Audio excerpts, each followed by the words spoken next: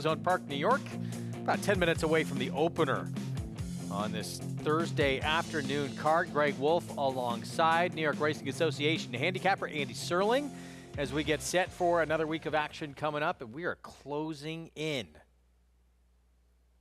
on Belmont and Saratoga. I know you and I were just talking about it. I think there's 12 racing days here until we head up there, and Preakness coming up a week from Saturday, and Triple Crown season. One of the fun things about it is how quickly it moves along. Felt like that needed a dramatic pause. Horseshoe Indy, we have coming up for you as well. Day 2 on the turf out at Horseshoe Indy. So we'll have coverage from out in Shelbyville, Indiana in just a little bit. Feature later today on the lawn here, Belmont at the Big A. And all this horse does is win on the grass. Big Everest, 9-5 morning line favorite, will be making his 7-year-old return for Christophe Clement. When he is allowed to control in the front end, he is extremely difficult to beat. Now, he did lose in this race to Running B. I believe that's the race that we're showing. And Running B, obviously pretty good. He actually ran reasonably well this weekend, the turf race down at Churchill Downs. He had a big win in the challenge, not the Challenger, but one of the turf races at Tampa as well. This is a good effort by a horse that I sometimes don't give the credit he deserves because he's a horse that's been able to control. But this was a very game effort by him. But if he has a problem getting the lead, which I don't know that he will, then he's a little bit vulnerable. Donegal Momentum. Tried the grade 2 Carter. He'll get back to turf today, and 3 for 4 in the turf. Grade 1 placed as well, but still,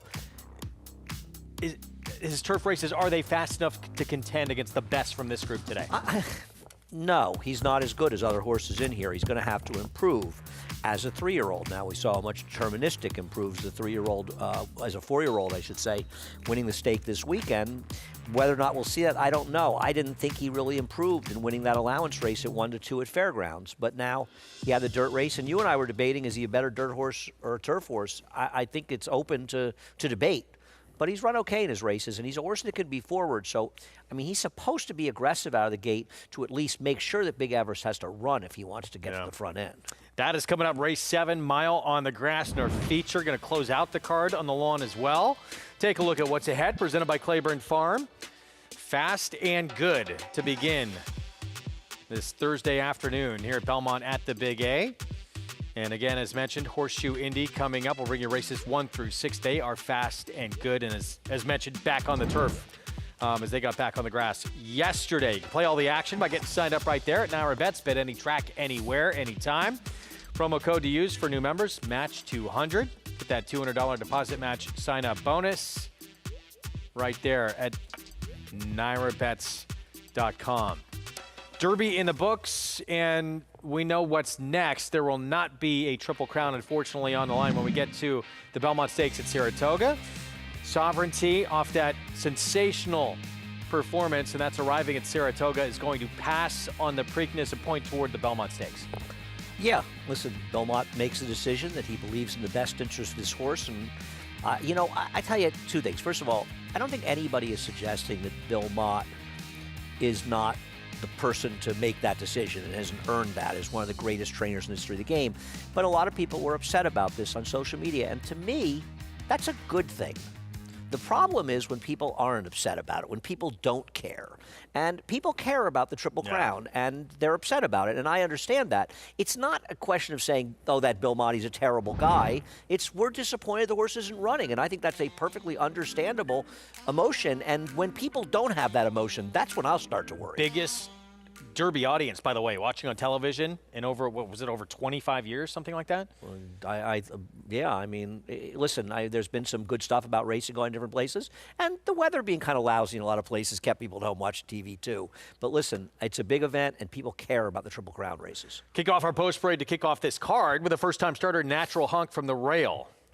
Yeah, as a first-time starter, taking some nibbles here, but it may just be because there just aren't that many options here. 50 maiden claiming 6.5 furlong sprint. Here's Lean Music Machine. I am shocked that this horse is a heavy favorite of the 7 Ranger Battalion. You picked him, I picked Ranger Battalion, but I don't think there's supposed to be this kind of gap in their prices. It'll probably change when we get closer to Rad post. Ortiz Jr. aboard as well. The old Rad factor. And I selected him. Supposed the Derby winning rider? Shameful. And you picking him. Debut were the 5, and here is Air Raid, Linda Rice. See, I think Air Raid's a little interesting here, even though this one finished behind Lean Music Machine, was claimed from Linda Rice. And I think if you want a little bit of a price, this one's the interesting horse. Closes out with a 7. Ranger Battalion will be coming up in a second. There he is, going out for Bill Mott and Junior Alvarado. They won the Derby, and now they're teaming up in a $50,000 maiden claiming race. But that's the way the game goes, and I preferred him. And I think by post time, he and the 4 will be close. The next member of our team to come on is the great Maggie Wolfendale. Maggie, shed some light on this first race. Don't put the bar that high, Andy, just to kick things off here. But it is a gorgeous day here in South Ozone Park, Queens. The sun is really bright and shining, and horses looking fantastic, commencing their warm-ups on track. As we'll check out the 2 that were picked up out of the common race there at Keeneland, including number 4, Lean Music Machine for Jose D'Angelo. Now, with the absence of Henry's Hope, it kind of allows some other horses to possibly assume that early front runner position.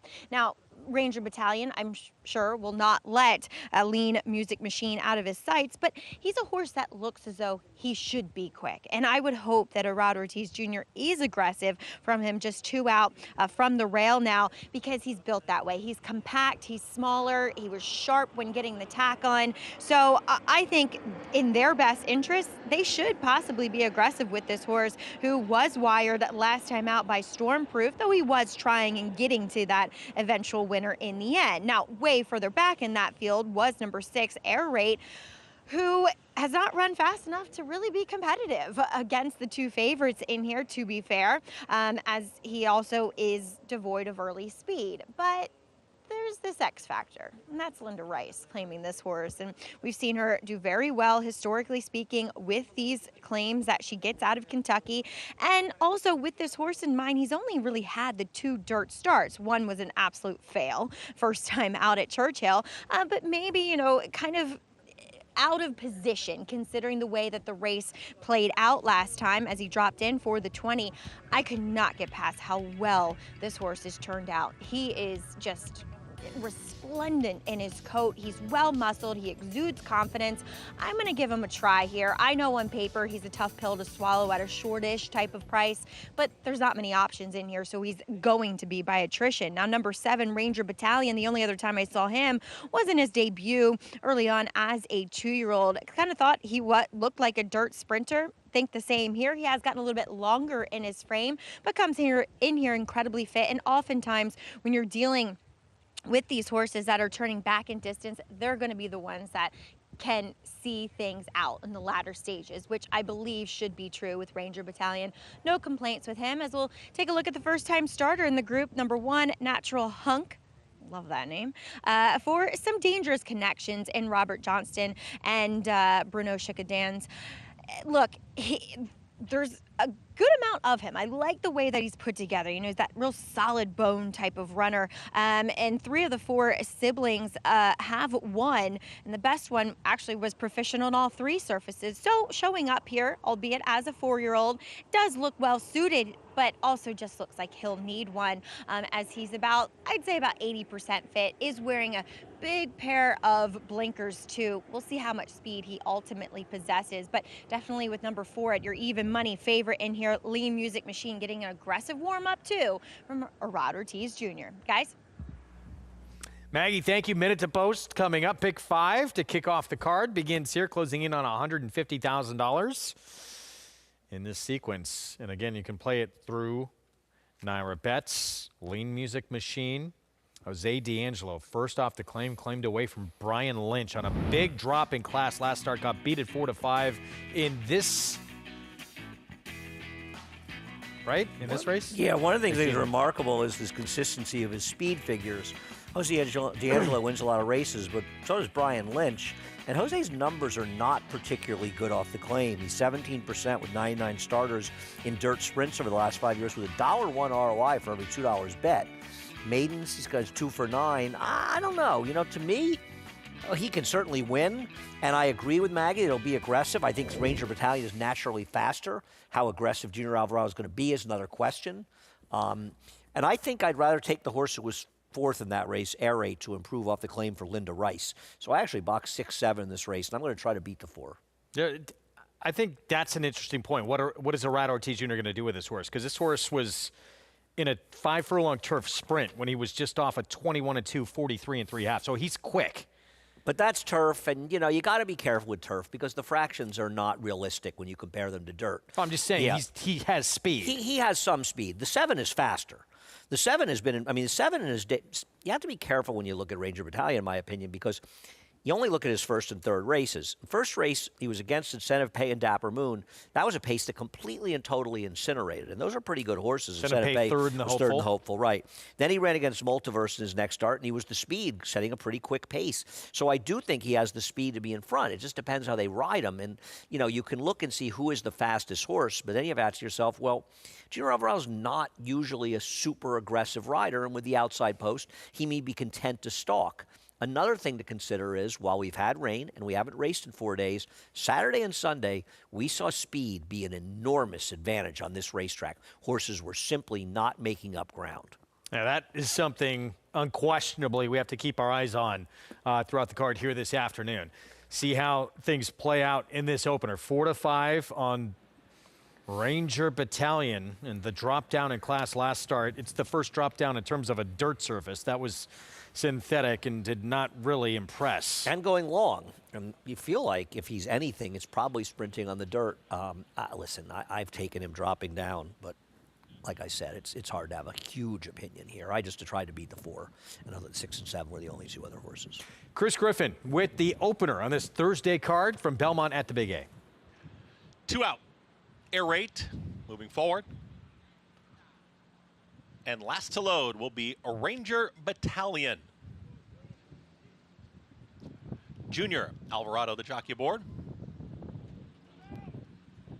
Getting set for the opener. Start of the early pick 5. Ranger Battalion goes in. All set. And they're off. Slow start for Midnight Musume and also Natural Hunk. The speed is with Lean Music Machine, and they are well off the rail out in the center of the racetrack.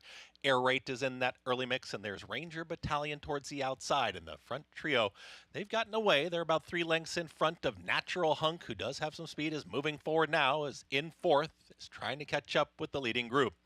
Far back is the trailer, Midnight Musume. They work up the backstretch here in the opener, and Ranger Battalion now puts a nose in front. Air Raid is not going anywhere, goes right with this runner, and they're into the far turn together with Ranger Battalion. Now edging clear is 3/4 of a length in front. Air Raid just having to steady, taken off of that pace was Lean Music Machine, maybe caught a breather and is back for more too wide. And here comes Lean Music Machine is to the outside of Ranger Battalion, who now gets the cue as they approach a 1/4 mile left to go through a 45 4. Half-mile time, Ranger Battalion is still there. Lean Music Machine with every shot to run this leader down, but Ranger Battalion is still in front. A final furlong to get for Ranger Battalion. Lean Music Machine continues to give game chase inside the final 16th. Ranger Battalion is clear. Ranger Battalion, Bill Mott, Junior Alvarado, they team up and win the opener. Lean Music Machine was second, then came Air Raid in 1 minute 15 and 4. Ranger Battalion, Junior Alvarado, Belmont Peachtree Stable, and career start number 5, maiden breaking score. I love the juxtapositions you see in racing, right? These 2 teamed up a few days ago to win the biggest race arguably in the world, the Kentucky Derby, though the Europeans might want to disagree with that, and that's fair. They would. It is in our world. It's the biggest race, and now they're winning a maiden claiming race in the first race. The track's playing very quickly. They went under 116 for 6.5 furlongs, and this horse is just better. And the 4 got a very good trip and ride by Irad. He was second best, and nothing you can do about it. Wow, it is playing quite fast. Yes, that is a very fast It's time. flying. For horses that normally run buyers in the 60s. Yeah. 7-4-6-1. Irad Ortiz Jr. took a run at this favorite, not to be. Ranger Battalion, plenty left in the tank here in the stretch under Junior Alvarado to get that win. First time in for a tag on dirt. And back to sprinting equals success here at 4-5. Formful beginning to this card to kick off the pick 5. We'll have the prices when we come back. We'll talk more from 151st running of the Kentucky Derby. And who we like coming out of that performance beyond Sovereignty, as we just told you, we will see next in the Belmont from Saratoga. Stay with us. Bucaro, any day. Book 'em, Dano. Prince of Monaco in between. It's going to get very close. Book 'em, Dano. Any track. 결승선 끝까지 사전 사승 최고의 꿈 최고의 꿈 최고의 꿈 Any surface. And it's Queen Maxima in a one-horse race. She is absolutely brilliant. Queen Maxima. Bucaro, a leading sire of stakes winners on every surface from coast to coast and around the globe. Standing in New York at Iron Horse Stallions.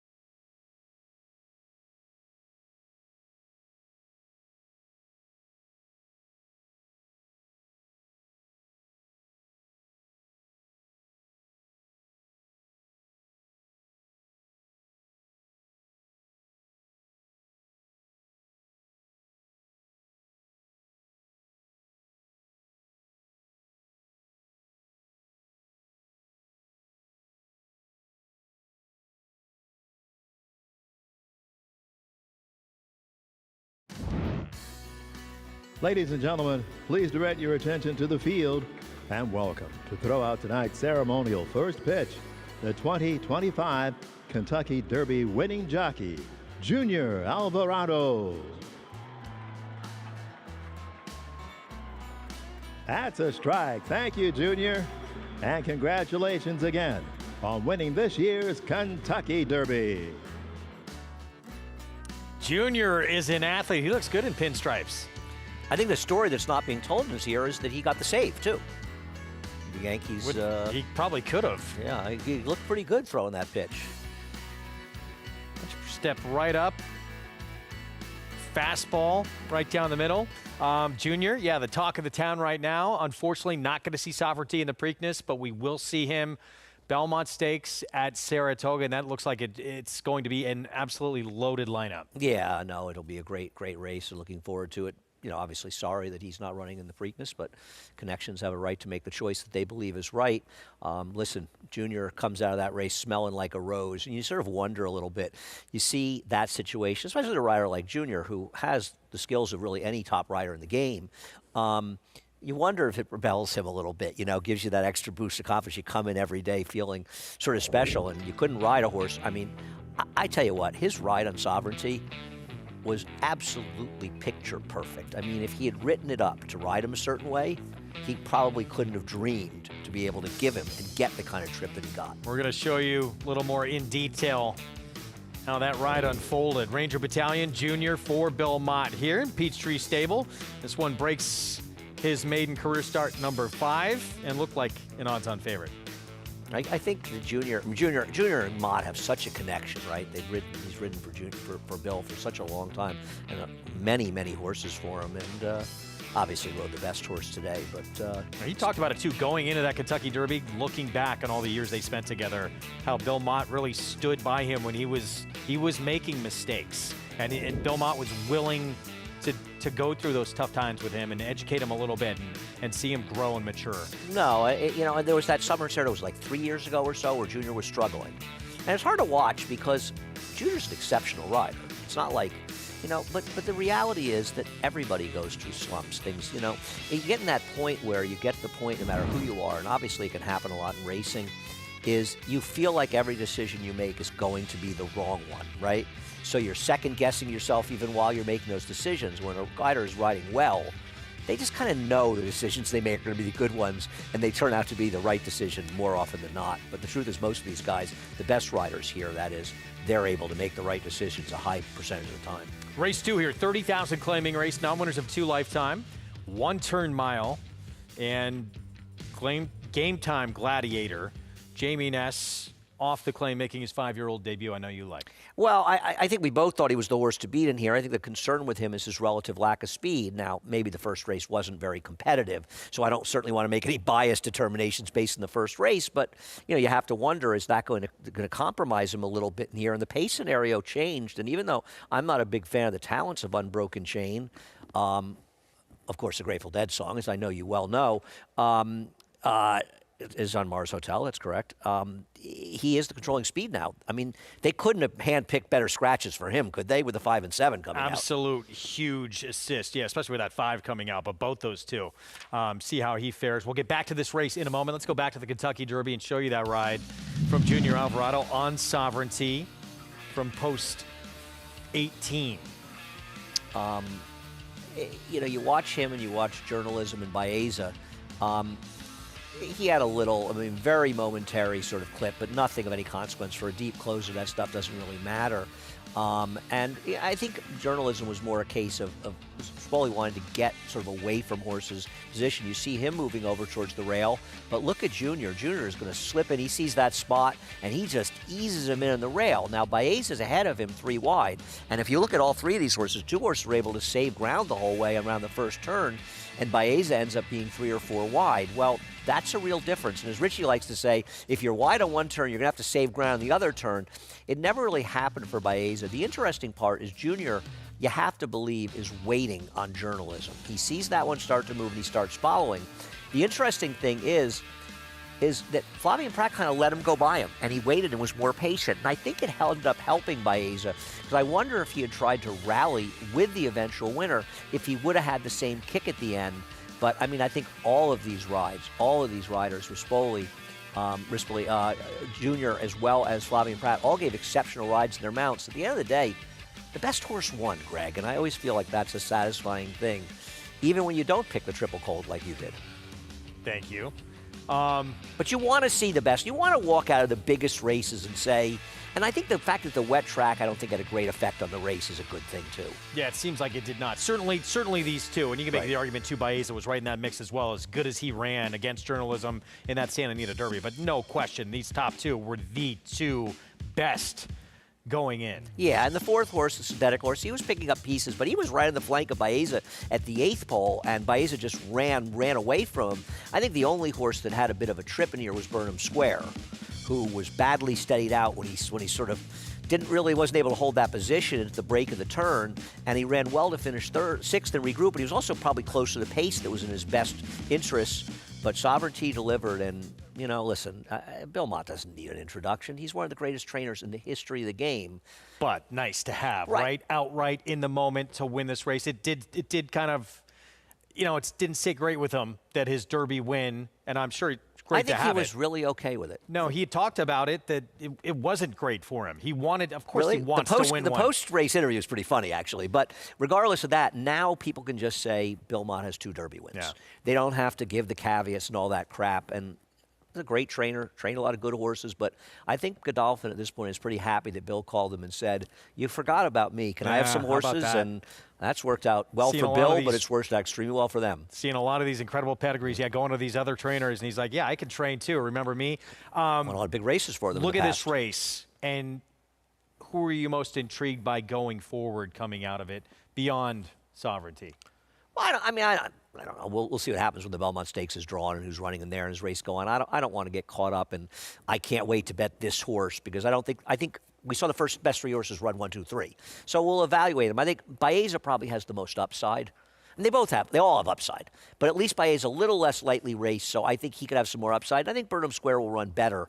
But on the other hand, Burnham Square is just not necessarily as good as these horses. But I'd like to see him get a fair trip and run against them. But they're all good. These are legit good horses. Let's bring in Maggie on this topic as well of, who you'd like to see, and not necessarily who you think is going to win any of these Triple Crown races going forward, but who you're most interested in. Well, as Andy kind of said, who has the most upside, I think is the base of that question. And I really do feel as though Baeza is. Look, the Kentucky Derby was only his 4th start on the dirt. And you could make the argument, while journalism was the winner of the Santa Anita Derby, that Baeza kind of ran a race where he had trouble too, in which he was caught really wide in the first turn while out the back, then made the first move while wide, going into the second turn.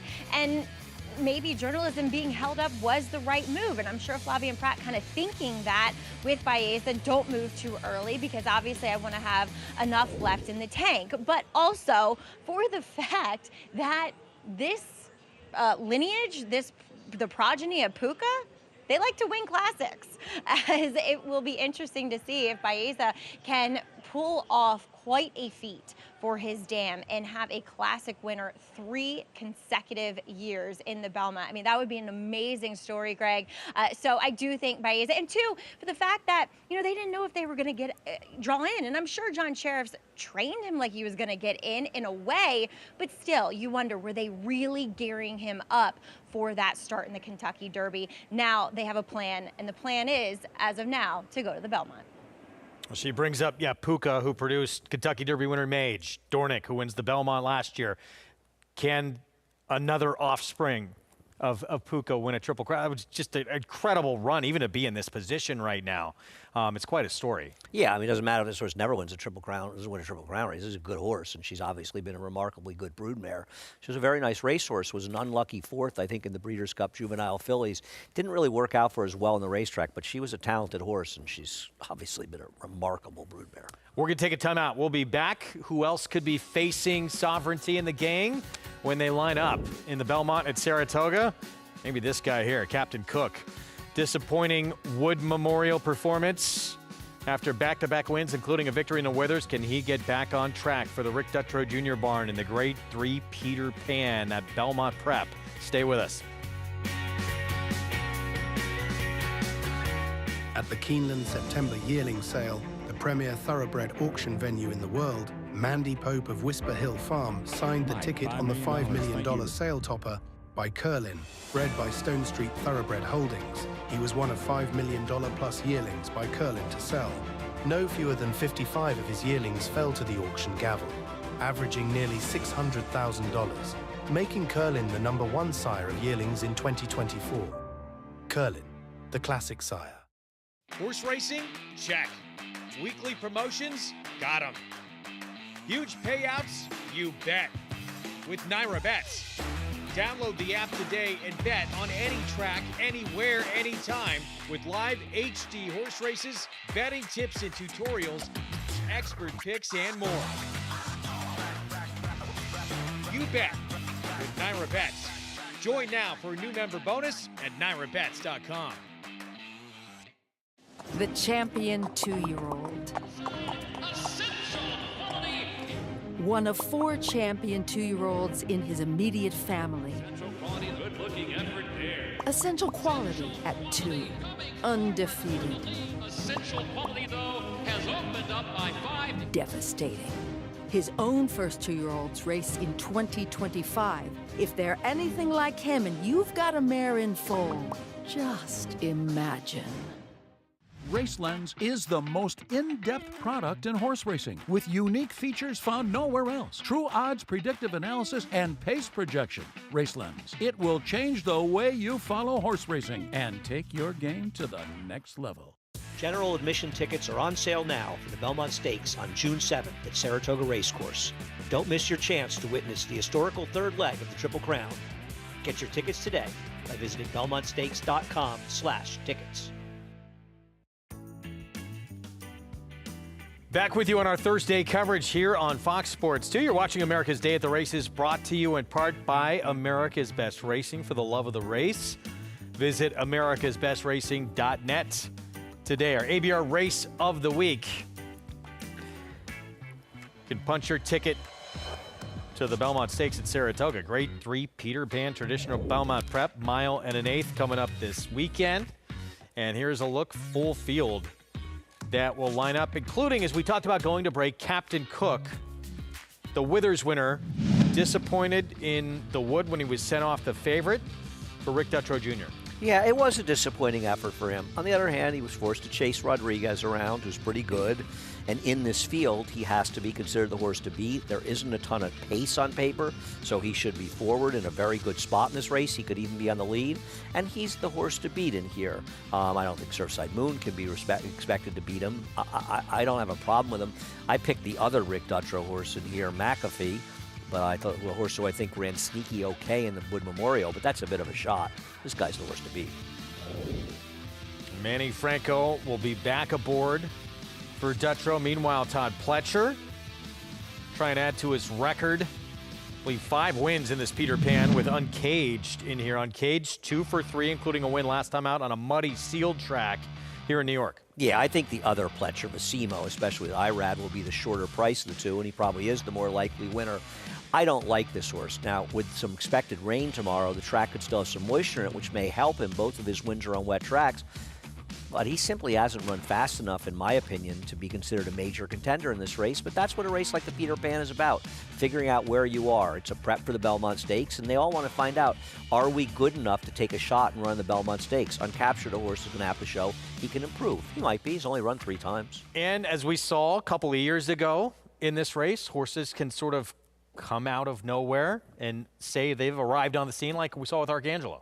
Oh, absolutely. The Peter Pan has a great history of doing that. I mean, I go far back to Coastal. Coastal had an 11th length win in the Peter Pan, and he used it as a prep race to upset Spectacular Bid in the Belmont Stakes. We've seen a lot of good horses come out of the Peter Pan and do extremely well going forward. Proud Truth did it. So, yeah, it can be a prep. But this is a group that's going to have to take a big step forward, because it's not like it's, you know, it's the Sovereignty and sort of a bunch of others. I don't know that journalism will run in all 3 races, but there's at least 2 coming back in the Belmont that are already pretty damn good. See if someone can emerge potentially in this year's Peter Pan coming up on Saturday, race 11 on a fantastic card that we hope weather does not alter too much. Man of War, the Nehru, Take the A-Train, Ruffian, and the Peter Pan, all part of that Saturday coverage here from Belmont at the Big A. Pick 4 coming up. We're about 8 minutes away from the start of race 2. A 1-turn mile in the second. $30,000 claiming tag. Non-winners of 2 life. There's Outsource, still the favorite. Speaking of Captain Cook, Rick Dutrow Jr. trains this one. Irad Ortiz Jr. aboard. But I think we saw a common sort of theme in the first race where Irad will take a lot of money early, and then sort of sanity starts setting in a little bit, and the horses go to the more fair prices. I was surprised, we were on the show today, that David Aragona, the morning line maker, make this horse such a short price. But as you said to me, it's Irad, and clearly that's the reason, because this guy just isn't very good. That is way. We thought 3-1 was too short. I still think it's too short. I think Unbroken Chain's a more likely winner. I think the Good Game Time Gladiator is a more likely winner, and I definitely think that McCaw is a more likely winner. And there is McCaw. Linda Rice, Jose Lezcano, 3-1 from that outside slot, coming off a maiden claiming win. And shouldn't he be sitting second to Unbroken Chain? Yeah, you would think. Here's our post parade. We'll start with Outsource. So, Irad Ortiz Jr. for Dutrow, the maiden win 2 back. Just kind of a plotter. I mean, this is the kind of horse that Irad would say after the race, why was I favored? Here's First Trumpet, the biggest price on the board. Yeah, just 1 for 24 lifetime, though he's run races where his figures make him a contender. I mean, is he really any slower necessarily in the 1? Not that much slower, Not right? that much, Better no. races. His recent races are bad, though. Unbroken Chain, 2 sprints now stretching out for trainer Carlos Martin. Well, I always do root in my heart for Grateful Dead horses, but this guy's controlling speed, but he's going to have to get faster. Game Time Gladiator, Jamie Ness off the claim. The concern is that he's too slow. He's also coming off of this extended layoff. They used the waiver here, but he's got more than a few races too fast for these. And Linda Rice, McCaw, who is coming off that maiden score at Aqueduct April 3rd. His first 2 races, one for Norm Cassie and one for Joe Sharp, make him a winner in this race. Now, he hasn't run that well recently, but he's in Linda Rice's barn now, and maybe he can move forward, though he beat up on a horse that just loses every time at a short price last time. So pick 4 begins here. 25,000 plus in the pool. And a horse we both believe, we have a little bit of time, but is getting completely misbet. Not to say Outsourced could not win, but way too short as we look at the 4. Everyone can win here, but I think you need to almost ask yourself a question. What if somebody said to you, you've got $500, I'm going to give it to you. You can either book $300 on him, he's now 6-5, or now I'd book 400 on him, or you can bet the 500 to win on him. I don't think, how could you not want to book him at that price? I don't understand what people think is so, to me, the 4 or 6 are much more likely to win this race, much more likely, and they're both bigger prices. Well, maybe downstairs will tell us a different story as we go to Maggie. Yes, I do agree with you guys that that's much too short of a price. I do not like McCall, though. I'll say that. I wasn't planning on talking about him, but he's a horse I cannot endorse based on what I see physically and his recent form. But let's talk about the horse that could potentially be the one setting the pace here, and that's number 3, Unbroken Chain, which makes him ultimately dangerous, as he does come off a little bit of a layoff and haven't seen him since March 1st, in which he's a bit hot, a bit washy. Don't love that. Though I've never actually seen him in a race before, so maybe he's always like that, to be fair. But as far as getting the distance, I actually think he's well capable of doing so. And he's not, nervous or too wound up, so he's not expending too much energy pre-race for him to see out that extra 2 furlongs here going this 1-term mile. Unbroken Chain, if you like him, have at him. He's just jumped up to 5-1 as we completely see the board change here as I began talking. And number 4, Game Time Gladiator, who, as the guy just pointed out, has race after race that is faster than these. But he's 1 for 17, so he's not the winningest type. And 2, his lack of speed is potentially harmful for him. But he looks fit coming back here. He's well turned out for Jamie Ness, who I'll admit, half the time I don't like the way his horses appear, but I do like what I'm seeing here from Game Time Gladiator. I like the fact they choose to protect him. Maybe that also means that he needs a race coming back here, but I'm going to rely on Game Time Gladiator in this spot just because I feel as though, a horse like McCall, he's washed out. He just has that string halt behind. He does not paint a lovely picture looking at him or looking at his form. So, Greg, I'm going to have to side with the 8-5 current favorite. All right, Maggie, thank you. Yeah, coming off the bench here, 5-year-old Jamie Ness first off the claim, several races. Forget that turf race last time out. That doesn't matter at all for what we're doing here. Just a lot faster than what most of these have been able to do. Yes, purely from a speed figure standpoint, he should be 3-5. And if you just said based on speed figure, and that's not all of handicapping, no matter how important we think speed figures are, he towers over this field. Having said that, he's 1 for 17 lifetime with 2 seconds and 5/3. He's been relatively short prices, not a lot of super short price, but relatively short prices before, and he's coming off a 9-month layoff. So there are intangibles to be concerned about. But from strictly the standpoint of a talent standpoint, he's just better than these horses. And now, yeah, your 8-5 favorite. Here's McCaw. Jose Lezcano, Linda Rice, 5-2. Maggie not giving a ringing endorsement to say the least. Yeah, no, clearly she was not thrilled, so respect that. Listen, his last 2 dirt races he's finished, they're just slow. I agree. He's going to have to step forward here for Linda. And it's not like he's shown the indication. He should be tactically well placed outside the 3. And I have questions about Unbroken Chain getting a mile and how good he really is. maybe this track will help carry him. I'll be interested to see if speed dominates this race again, because the horses that are the first and second choice right now are not speed-type horses. So I'll be interested to see if they're compromised by the racetrack. I have no idea if the track is fair or not. I'm just not going to base it on one race where the two big favorites in a 5-horse field ran 1-2. Something to, as the day goes on, yeah, maybe get a clearer picture of what's going on with that. You can play all the action right there. Get that offer, that $200 deposit match sign-up bonus. When new members punch in match 200 at sign-up and bet any track, anywhere, anytime. Again, we're closing in on about a month away. Belmont at Saratoga, and then not far after that, we've got a few more race dates here, and then we're back upstate for the summer. 27 days until the first day of the Belmont Stakes Racing Festival that Wednesday, which will be a New York Bred Showcase Day. We're drawing those races, of course, the prior weekend. And no, it's an exciting time. Triple Crown season's always a fun time. And I'm really looking for the Preakness.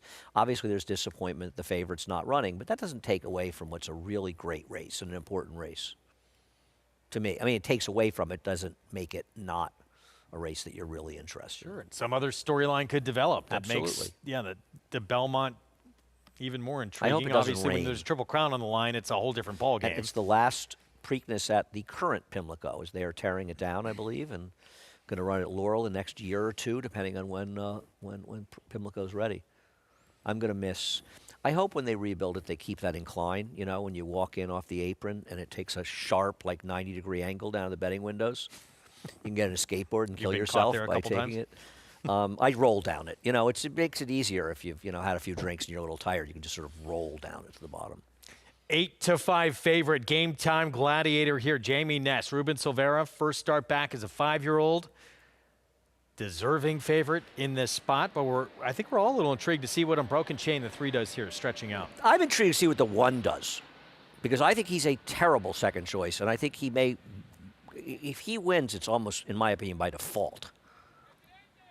It means the 4 just didn't show up, and the other 2, the 3 and 6, just aren't good enough. But I don't even know that I don't even think the 2 is impossible. He's an IRAD horse that I think is overbet. Here we go with a second. Pick 4 starts in this race coming up. Chris Griffin, the call. First Trumpet is stepping forward, Joel Rosario. Next in will be Unbroken Chain. Christopher Elliott goes in. 2 out. Game Time Gladiator. Ruben Silvera in the saddle this afternoon. Game Time Gladiator and Macaw. With Jose Lezcano to the outside. Macaw steps in. All set. And they're off. Unbroken Chain breaks sharply from in between horses right to the front as the lone leader. Towards the inside, as First Trumpet will apply the pressure as Unbroken Chain is going to take back just a little here. Is going to let First Trumpet move to the inside, and these two are head and head. Macaw is stalking just off of them from third, and just a touch keen. That's Game Time Gladiator. Wants to go as behind this leading trio. The trailer is Outsource. They hook up at the backstretch, 23 seconds flat for the opening quarter mile. First Trumpet has the lead. Didn't have to work too hard to get there. Is up by a half length, and now Unbroken Chain is back for more. Unbroken Chain in the 2-path, 3 wide will be Macaw. Game Time Gladiator, still a little keen here, wants to go, is right in behind the leaders, is ready to pounce, and the trailer is Outsource. They work into the far turn, 45 and 4 for the half-mile time. First Trumpet at a number is in front, has a neck advantage, 3 wide Macaw. Under pressure is Unbroken Chain, is trying to keep up with the top duo. Game Time Gladiator is switched to the outside, is trying to rally on, is taking a second to get there as First Trumpet is in hand. First Trumpet in hand, rides the rail, reaches the top of the stretch, 109 and 4 for 3/4 of a mile. Unbroken Chain continues to give game chase Macaw down the center of the racetrack, but First Trumpet is still there. Game Time Gladiator is taking a while to get going. Here comes Game Time Gladiator, is trying to get to the leader, the long shot leader in First Trumpet, who approaches the final 16th. First Trumpet is looking for the line. Game Time Gladiator trying to time it up. First Trumpet wins it.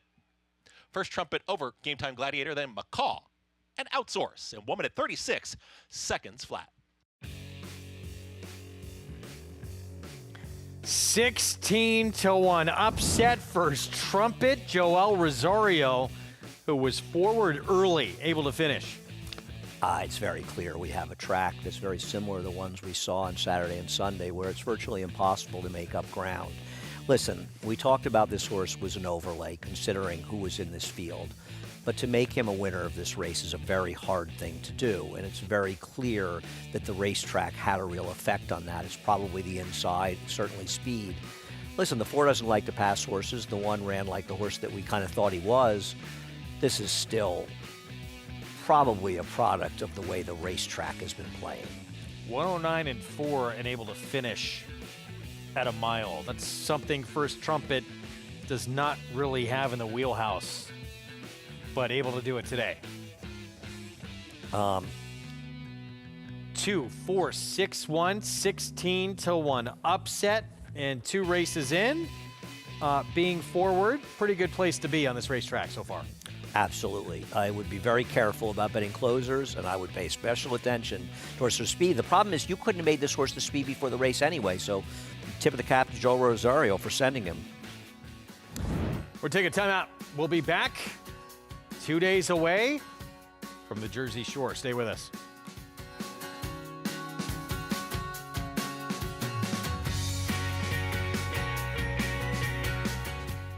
Spun to Run. His brilliant speed figures were among the fastest of any 3-year-old at a mile or more, and he hails from the legendary Danzig sire line. Now, this multiple graded stakes winner, millionaire, and Breeders' Cup champion is passing his remarkable talent along to his progeny. Night Beacon airs at the home of Spun to Run's Breeders' Cup victory. Spun to Run, standing at Gainesway.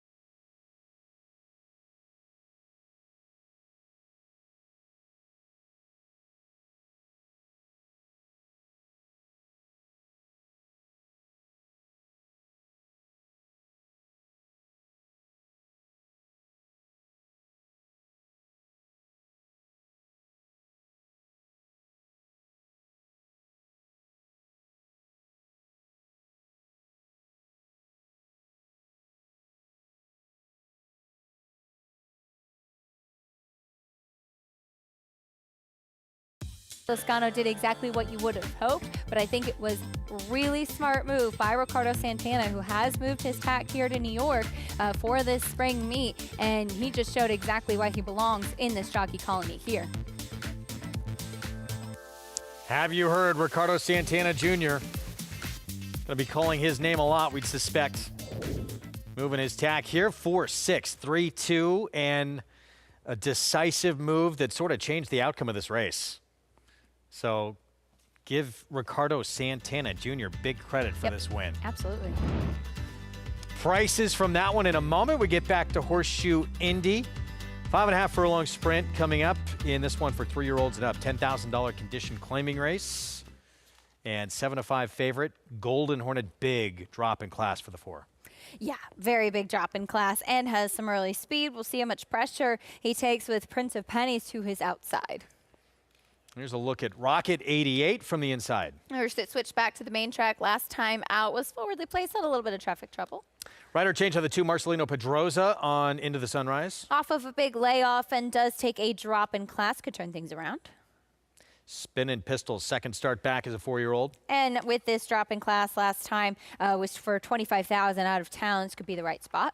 Well, not the favorite right now. A lot to like with the 4, Golden Hornet. Yeah, a horse that's making the 3rd start of his form cycle, had a year-plus layoff, came back, and 2 solid performances against tougher. Here's the other speed you mentioned to his outside, Prince of Pennies. But is stepping up in class in here. And 6-1 outside El Rosillo. Been a long time since this one's seen the winner's circle, has those 6 seconds to the 2 wins. Post time coming up for this second. Rachel, we'll check in with you now. And it was favoritism with Golden Hornet. That big drop down in class, what do you think about his chances? You know, the question I think with Golden Hornet, you guys, is this horse hasn't really ran like it has in the past. I mean, obviously, it's not the same horse of 2023. He's older now. 2024 only ran a couple times, like, you know, you guys mentioned, a year off after that. This horse just in this company, though, I could not go away from. Put up a nice speed figure, compared to the group here in its last race. But yeah, we'll definitely be going to the lead, I'm sure, as the early pace. And then, of course, the 6 is a little bit of a long shot here for me that I think I like. Right now, they've bet it to 7-1, just went down to 6-1 live. Romero aboard for Michelle Elliott. I'll let you guys know Michelle's one of my local trainers, and she has gotten off to a hot start this year. She's got both of those horses, the 5 and the 6, and she really had, I think, 5 wins in the first 2 days of racing. So, and she's kind of kept that momentum going.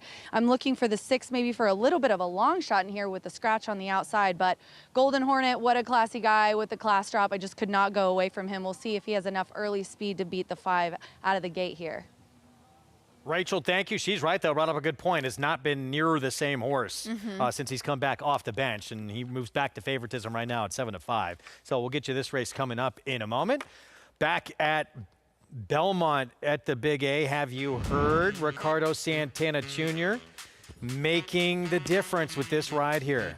Great ride by Ricardo. He was aggressive when he saw that Narciso Deli was not going to be and put Have You Heard forward, and it made all the difference. Flip back to that left lead when he was really digging in and trying. You could see how much he was fighting in the stretch, but he was able to hold on, and a big race off that layoff for Have You Heard coming back. And for Glenn, a little tough to trust at a short price just because that one race that stood out like a sore thumb, and clearly not that horse. Jose Lozcano did anyway. exactly what you would have hoped with a horse with his natural early speed, and just wasn't quite good enough. I think you kind of look back to that last race, and maybe that was who the real glint was. $672 pick 3. Wow. So first trumpet, I guess, played a little bit better, bigger than 16-1, apparently. Gray Wing was 5-1. Wow. That's Dinner's on you if you had it. that is incredible.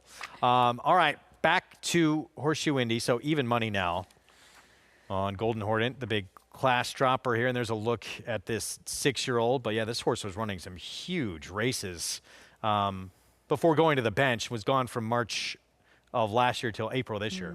Yeah, it's true. You look back at that last race in March of 2024, was an 83 buyer speed figure winning at Hawthorne. He hasn't run anything close to that since coming back this year as a 6-year-old, but he does get a big drop in class. He does have natural early speed. A lot of money coming in for the one Rocket 88, who he's a horse that, look, he ran fine last time out. I guess you could say he did have a little bit of trouble, and he took money that day as well. But interesting is as far as how the board is concerned in here. This one, for a short time, became the favorite. And there's Rocket 88 right now. Had some trouble, according to the running lines, last time out. And maybe that's part of the reason there's some love for this horse. El Rocio was a bit interesting on paper. Liked what Rachel had to say about the trainer and getting to know her. This horse switched back to the dirt last time out and ran well. Is one, though, that just has not seen the winner's circle in a very long time. That's a good effort, though. I mean, yeah. A repeat of last time out could be tough and could get a nice setup if the 4 and the 5 decide to go at it. 6-1 from that outside post. John Dooley with the call. Here's race 2, start of a pick 4 from Horseshoe Indy. With Spinning Pistols.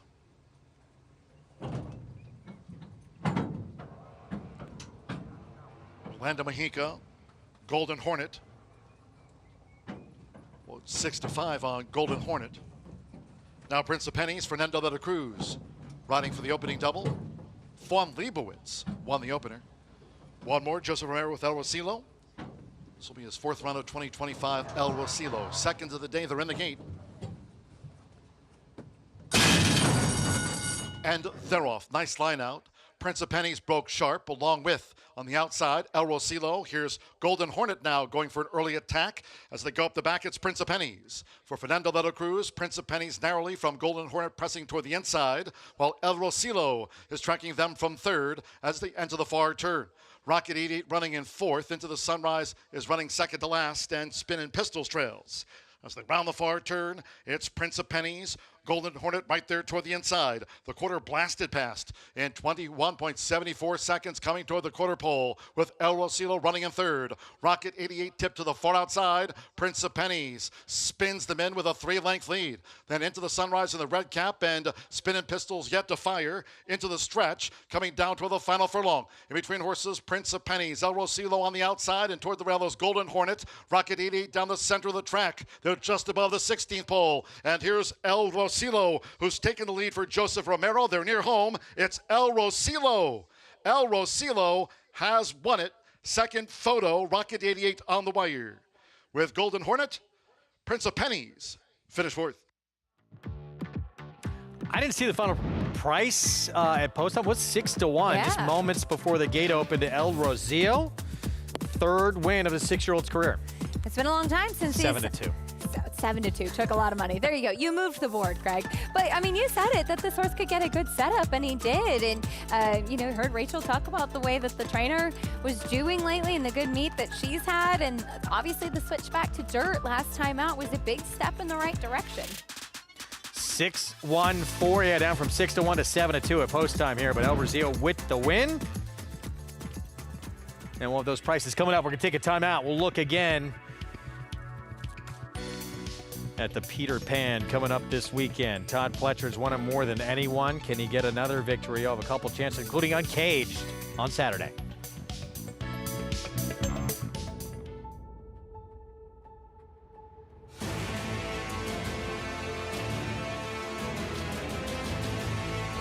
They come on for the finish in the Pilgrim Stakes. Annapolis by a head. It is Annapolis in front. It is Annapolis to win the Coolmore Turf Mile.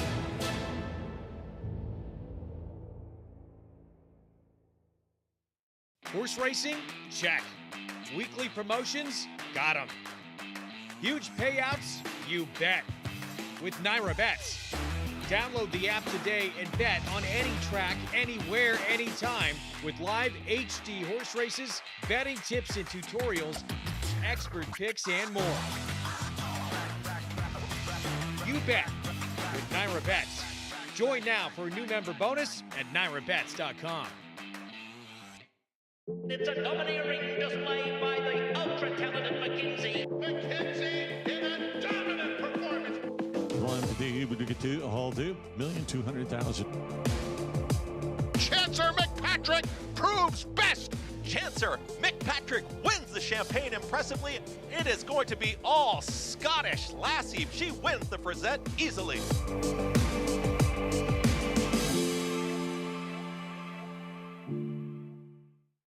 There's is a big, bold, beautiful world waiting to be explored by you and your friends, of course. But not just any friends, the best of friends. The kind of friends who let you do you. Because in this world, it's positive vibes only.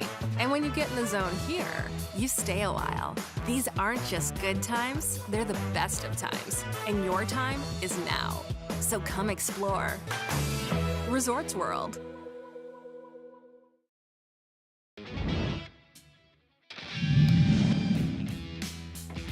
The field is in the stretch in the Belmont Stakes, and Arcangelo has now taken over. Arcangelo is in front. National Treasure back running in second. Then Hit Show, Tampa Trice, Forte, and Angel of Empire. It is Arcangelo with the lead. Arcangelo in front, trying to hold on for the final 50 yards, and it's Arcangelo to win the Test of the Champion. What an incredible 3-year-old campaign. History made by Jenna Antonucci. First female trainer to win a Triple Crown event. Belmont. Travers, of course, it all sort of came to fruition, or at least he sort of came on the map with a victory in the Peter Pan. Yeah, it was a really special win. It was coming in off of an allowance win at Gulfstream Park. It was kind of an unknown coming into that Peter Pan. Won the Peter Pan, then the Belmont Stakes, then the Travers. Just a tremendous 3-race streak for a very talented horse that I think captured a lot of fans along the way as well, of course, with his trainer who provided a lot of access to the horse along the way. This year's edition of the Grade 3 Peter Pan, traditional prep for the Belmont, mile and an 8th race 11 on Saturday. And Captain Cook, Withers winner from earlier this year, will try and bounce back off a disappointing performance in that Wood Memorial. He did, and of course Rodriguez went wire to wire in that race in the Wood Memorial. Rodriguez now pointing to the Preakness Stakes. Captain Cook, though, who ran very well, winning at the mile and an 8th in the Withers, 2 starts back. We'll see if he can run back to that effort in there today and maybe get dynamics a little bit more in his favor in the Peter Pan. There's the resume.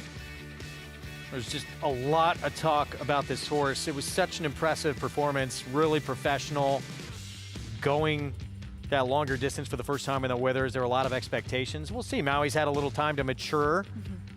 See if things are different on Saturday. Manny Franco will be back aboard. But you never know who's going to step up. Of course, Todd Pletcher has had a lot of success, more than any other trainer ever in this race. He'll send out 2, including lightly raced Uncaged, who's coming off a victory. He's now 2 for 3. He is. He won first time out at Saratoga as a 2-year-old, and then we didn't see him again until he came back as a heavy favorite at Gulfstream in March. He disappointed that day, but I noticed last time out that it took him a while to get going. He was kind of spinning his wheels a little bit, and while he's not the biggest horse, he has the demeanor of one that really wants to go a distance of ground. And the way that he ran this day, it looks like a mile and an 8th, especially being by curl, and should be well within his wheelhouse, and especially given that he just seems to be that long striding type that takes a bit of time to get going. Kendra Carmouche aboard for that win on a muddy sealed track. He'll be back aboard on Saturday. Grade 3 Peter Pan winner, maybe even the top 2 finishers. We'll see, hopefully back in the Belmont at Saratoga, which amazingly is right around the corner. I know, it's crazy. We'll be here before we know it. Be part of the action, don't miss out. It was sensational last year, and we're expecting more fireworks this summer. Get your festival tickets on sale now. Be part of the action, belmontstakes.com/tickets, and hopefully you join us all week long upstate at Saratoga. Kick things off on Wednesday, 5-day Belmont Stakes week this year. The New York Breds get the spotlight early in the week, which will be a perfect way to kick off the action. Yeah, looking forward to it. We'll be back. We're going to take a timeout. We will get into the late pick 4 when we return. 10 minutes to post race 5, 6.5 furlongs. New York Breds, $30,000 maiden claiming race in a very difficult race to fall in love with someone coming up. That right there, your current favorite observer, Linda Rice, Jose Lezcano. Stay with us.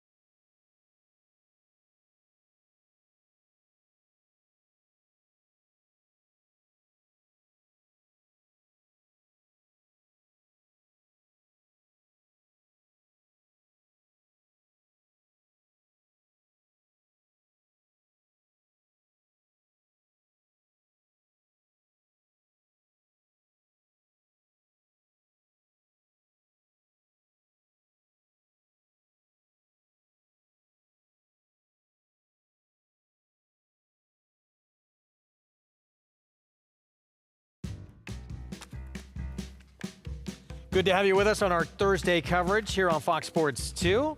America's Day at the Races brought to you in part by Naira Bets. Get signed up, started, play along. New members, take advantage of that code MATCH200.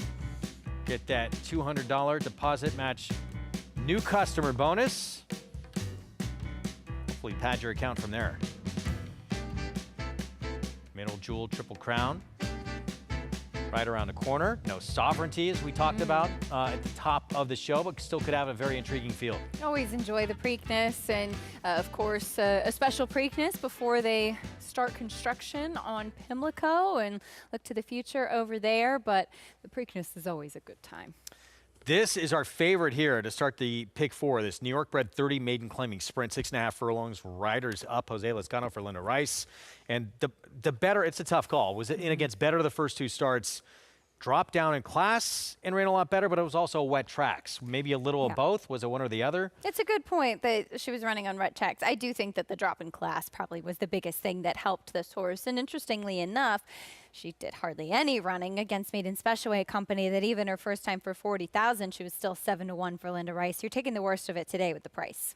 9-1. Here's Silent. Sandy, blinkers come off for Greg Sacco. Cutting back in distance has not shown anything as of yet. Sunset Park, 2 starts ago, was third, beat less than 2 lengths on a fast track. Yeah, I had to run in that Observer race on a wet track last time out. I think should appreciate getting on the fast bank track once again today. 13-1, Malibu's Dynamite. And this is a horse that was made an optional claiming last time out, so in for the $30,000 tag today. Has never run this level sprinting before. Jose Lezcano, he was keen early in the last start with Glint. Did not work out in the end, but we'll see what he does with Observer. Does have the ability to be a bit forwardly placed. We'll see how aggressive he is as a horse that's been knocking at the door at this level. Sounds of Summer has not shown the ability to be close. No, and Yet, anyway. No, that's true, but did run well, at least better, in that optional claiming race on debut, finishing third on a fast track. That was really far back that day, though. Gracie Girl has got off slow each of the first 2 starts of her career. And that's definitely going to be a problem. Needs to get out of the gate. Did run okay first time out. And the one who's done nothing wrong to this point, making her debut, our little surfer girl, the 8. And she's taking money, I think, in large part because she is a new face in a race where there are a lot that are hard to trust. 5 minutes away from this 5th to start the pick 4. Let's go down to Maggie. Yeah, taking a look at your favorite in here, that is number 3, Observer, a filly that, you know, I've watched her physically, and she has progressed a bit, gotten much better in her coat. As I'm watching Jose Lezcano gallop her away and give her a good warm-up in this post-parade. I like what I'm seeing from her overall. It's just, you know, how aggressive will Jose opt to be, as she was tracking the pace while 3 wide throughout, and she was just second best, I think, at the end of the day. Behind Spun Size, Nikki Brainburst would come out of that race and win finally with a 52 buyer. So, you know, a credible race. And even kind of when you go back and you look at who Spun Size ran before that, and also Roberta, she would come back and win too. So for this level, it feels like that group has been quite live. And so I get making her the favorite. I really have no complaints with her. It's just, I think Jose Lezcano has to be aggressive with her because there's another horse more towards her inside that, you know, this race crying out for somebody to be forward. It's no clear-cut runner in here. Everybody kind of still finding their way, I think, as racehorses. As number 3 is Sunset Park, and Javier Castellano will get a board for Bruce Levine. Now, you try to pinpoint horses that are at least acting the sharpest. Look, Narciso Dali was acting the sharpest. He broke on top, and then that happens. And Joel Rosario rates him in the last race. From my eye, Sunset Park is the sharpest. She does wear a hood for her races, but very much on her toes, very, you know, alert.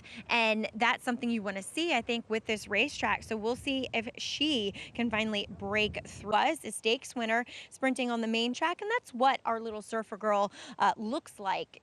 More compact, a little smaller, but then again, athletic. And I like the way she walked in the paddock. I like the way she's moving out here. She is going to wear blinkers for this first start with Kendrick Carmucha aboard. So her works wouldn't indicate that she's going to be that quick, Greg. But from that outside post with Kendrick aboard, why couldn't she be quick and aggressive? Maggie, thank you. See what happens here coming up. See prices there from Horseshoe Indy Race 2, their first turf race of the afternoon. By the way, is coming up next. That's in about 10 minutes. Rails out 24 feet at Horseshoe Indy if you're playing this afternoon. Interesting to see. It's a tough call of, who's going to be in front in here. Jose Lezcano, and Maggie mentioned it, that big warm-up on Observer, who was a lot closer to the pace last start on a wet track. We'll see if this one's forward early. Let's take a look at this one in action. In the most recent effort, on the Muddy Seal track. Yeah, this is a race that Sunset Park comes out of as well. Sunset Park was a bit further back that day, or I should say Observer was a bit further back. But look, they're both horses that have been kind of knocking on the door in this spot. The thing about Observer, as you mentioned, has never run in a maiden claiming race when on a fast main track, and we'll see if she's able to improve getting onto the fast track in here. But I actually thought that she ran pretty well, all things considered, on the wet track last time out. She's a short price, and I thought they were relatively evenly matched, so I took a little bit of a preference to Sunset Park, who's now coming down. I see Maggie likes her as well, but this is a horse that I think should appreciate getting back on a fast main track, and then hopefully Javier Castellano will be aggressive with her, because I really do think that not only speed, but being on the inside is to a benefit. It has to be, you would think, to be successful today. And we don't know what we're going to get from the first-time starter if that filly, the 8 outside, possesses speed or not. We'll see. But Kendrick Carmouche aboard. If she does have any, we know he'll take advantage. Yeah, debuting with blinkers on. He gave her that patented Kendrick big solo warm-up. And Kendrick is a good rider, not just on horses that have speed, but a good rider overall, as we've certainly seen throughout the last couple of meets here in New York. But I think in large part he has a lot of success because he does what we often hear Richard Migliori talk about, get your position going forward, that especially here in New York where we don't see a lot of hot paces develop, Kendrick is more than happy to take advantage of that and use it to his benefit. And, as the course of the day goes on like this, and the last few days it's sort of been playing like that, where inside speed has been dominant, you start to see everyone in that jockey's room take notice. And will some change tactics and say, I have to take my horse out of their game and I got to change things up? Or you don't want a horse who does have speed be loose on a lead and someone has to challenge. Yeah, I think it's a very fair point. I mean, this is a top quality jockey colony for a reason. You have a lot of really talented riders that are paying attention, and that's the name of the game. But the thing about it too is, you even heard Maggie touch on with Lou in the last race, who was taking a lot of money with Flavien Prat. As much as Flavien can try, that horse was last early on. If you have a horse with a certain type of running style, sometimes there's only so much you can do. If you try to get some inside position or maybe be a bit more forward than you typically are, you'll give that horse perhaps the best possible chance. But if you have one that's a deep closer, no matter how many good intentions you have, you're not going to have that one be on the lead. Observer just a moment ago was even money. I don't know if anyone should be even 6 to 5 in here. Seems awfully short. See what happens. Linda Rice, Jose Lezcano with the 5. Set for the pick 4. Let's go upstairs to Chris Griffin for the call.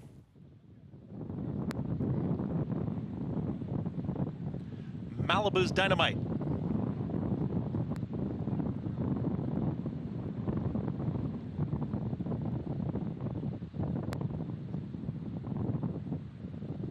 Observer walked in, then a little reluctant, now goes in. Sounds of Summer. Katie Davis aboard. 2 out, Gracie Girl. Gracie Girl.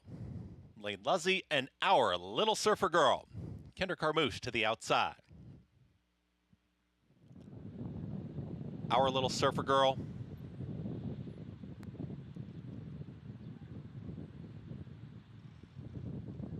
Goes in. All set. And they're off. Very slow start for Our Little Surfer Girl. The early trailer. Sunset Park goes right out to the front. Observer wants to keep pace, and there's Observer, who's a clear second, but Sunset Park is quickest. Just off of them is Sounds of Summer as a shared third with At the Rail. Shoved along Malibu's Dynamite, wants to be right with the leaders, is going to be in behind Sunset Park as they bunch up on the front end. 5 wide there. Out in the center of the racetrack comes Gracie Girl. The 2 at the back, that's Silent Sandy with the slow starting Our Little Surfer Girl. 22.73 for the opening quarter mile. They're into the far turn. Sunset Park is in command. Observer is giving chase, is now within 3/4 of a length. As stalling there, Miss Malibu's Dynamite was rushed up at the rail, is back to 5th. Trying to progress there is Sounds of Summer, who's in 3rd, and also Gracie Girl is making hard work of it from the back, trying to rally on Our Little Surfer Girl. 46 seconds flat for a half-mile time, and Sunset Park hugs the rail, kicks away. Sunset Park is trying to take them all the way, and Sunset Park is fending off the challenge of Observer. Here comes Sounds of Summer, is trying to make up some ground center of the racetrack, is slowly cutting in at the margin inside the final furlong. Sunset Park is still there, has a 16th left to go. Sunset Park has extended the margin once again. Javier Castellano, Sunset Park wins it. Observers in a photo there with Sounds of Summer, and Silent Sandy in 1 minute 18 seconds flat. Sunset Park, Javier Castellano, Bruce Levine on the front end and gets the win here 2-1. Yeah, this was a horse that was a little bit of a better price than Observer and had the inside position. Javier was aggressive, put her in exactly the right spot, and she was able to hold off. As you can see, Jose Lascano on Observer was really trying to keep pace with her under the turn, but Sunset Park and Javier Castellano just traveling so much easier on the front end. And valiant effort, Sounds of Summer in here trying to make up some ground, but it has just been, as we've seen all afternoon, incredibly difficult to do on those horses in front end position. Yeah, she kept trying, and I think got up for second late over Observer there in the stretch, and she was trying to cut into that margin. As you could even hear, oh no, looks like just missed for second at 11-1, but you could even hear it in Chris Griffin's call that she was trying to cut into the margin without being able to. And just look at the way the riders are moving and the ease with which the horse is traveling, and you can see the difference on where they're placed on the racetrack. 3, 5, 6, 2. Another favorite here defeated. And Sunset Park goes off at 2-1 again. Bruce Levine, Javier Castellano, and a 4-year-old filly by Central Banker gets her maiden breaking win here. Career start number 5. One more race on the card to try and take advantage of the way this track is playing, because the last 2 are on the turf. Yeah, got to pay attention to it. You had a 2-1 over 6-5 in here, so a good opportunity. I think Grey Wing was the horse that kind of got dismissed, even though it was a horse with early speed in the sequence. All right, we'll give you these prices in a moment. We head back to Shelbyville, Indiana, race 3 in our first turf action of the afternoon at Horseshoe Indy. Rails out 24 feet, starter optional claiming field. Mile distance on the grass, and the favorite as we go to Rachel, Timeless Rose, coming off a victory. Rachel, last time out. You guys, like I said earlier today, I thought the first 3 races were a little chalky, and that's the case here. I'm going ahead and picking the favorite again, but this one, a little bit of a sentimental reason. When she broke her maiden a long time ago, she's an 8-year-old mare, I had her picked. She went off at really long odds, and her groom had told me that she was feeling really good that day. So whenever you hit those big payouts like that and give a good horse, you always remember it, and she's done so for me on the Indiana turf plenty. I went down to the paddock, talked to Tony Granitz. He said that she just loves the Indiana turf. As you can see, you know, 6 of her 8 wins have been here on Indiana turf. He said she's doing really, really well. The only thing is, Camacho said last time, she gets up to the front. He likes to get her to the front when they're close to the wire, because she does have a habit of hanging a little bit. It's her little quirk, so they're definitely going to try to get her there into the lead. But she's got really, really nice numbers at the distance. So Timeless Rose is my top selection here. And then for a little bit of a long shot, the 10-1 right now. The 12's 9-2.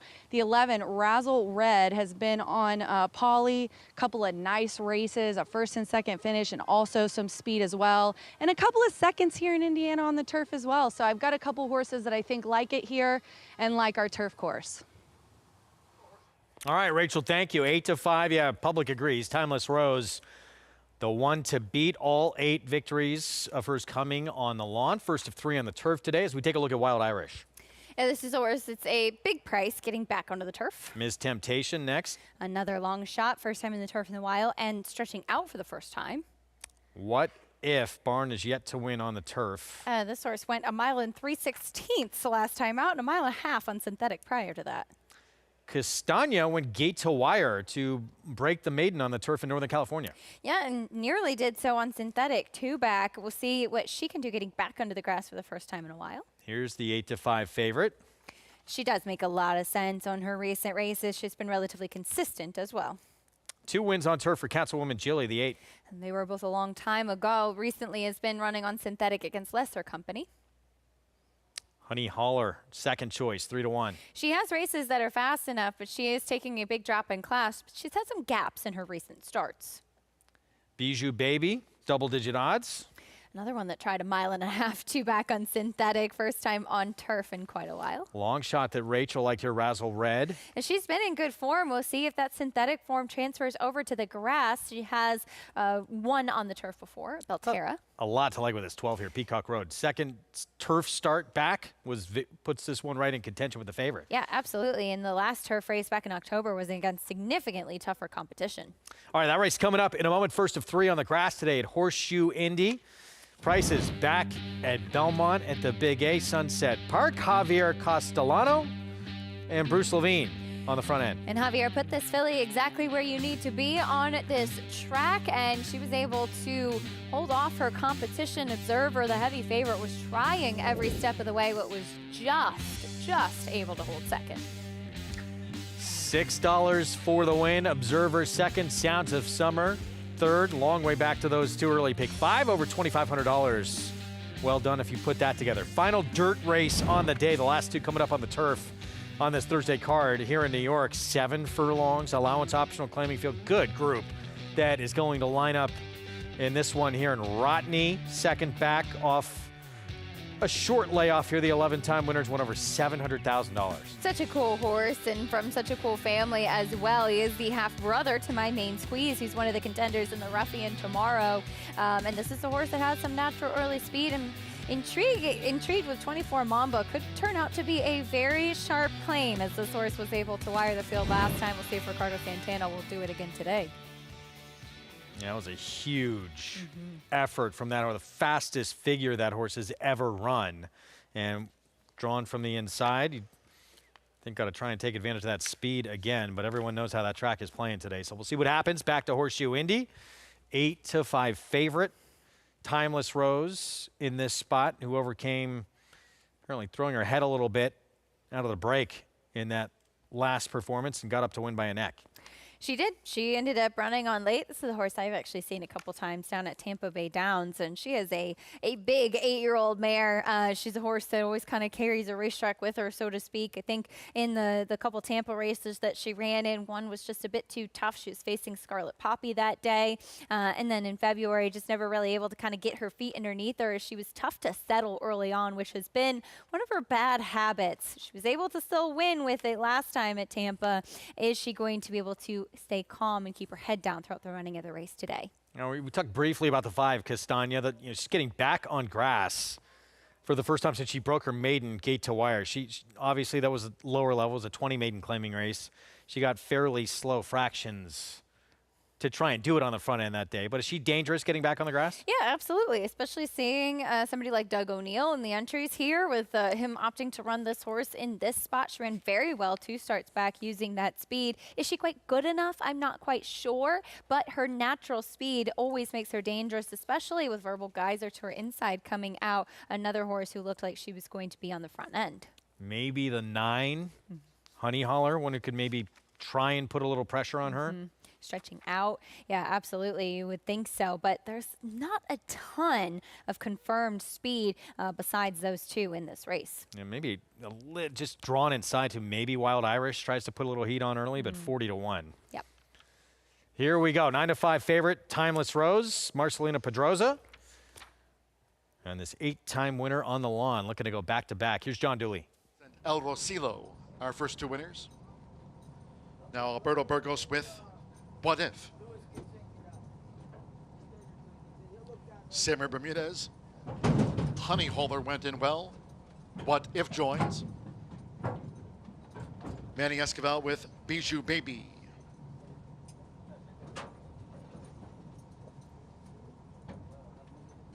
Bijou Baby loaded. Evan Roman with Castagna. Now apprentice Felix Ostadillo with Razzle Red. Couple them back. Marcelino Pedrosa Jr. with Timeless Rose. Well, it's 9-5 favorite on Timeless Rose over the mile, and one more. Sando Sanjo with Peacock Road. Course here rated good. Turf rail set at 24 feet.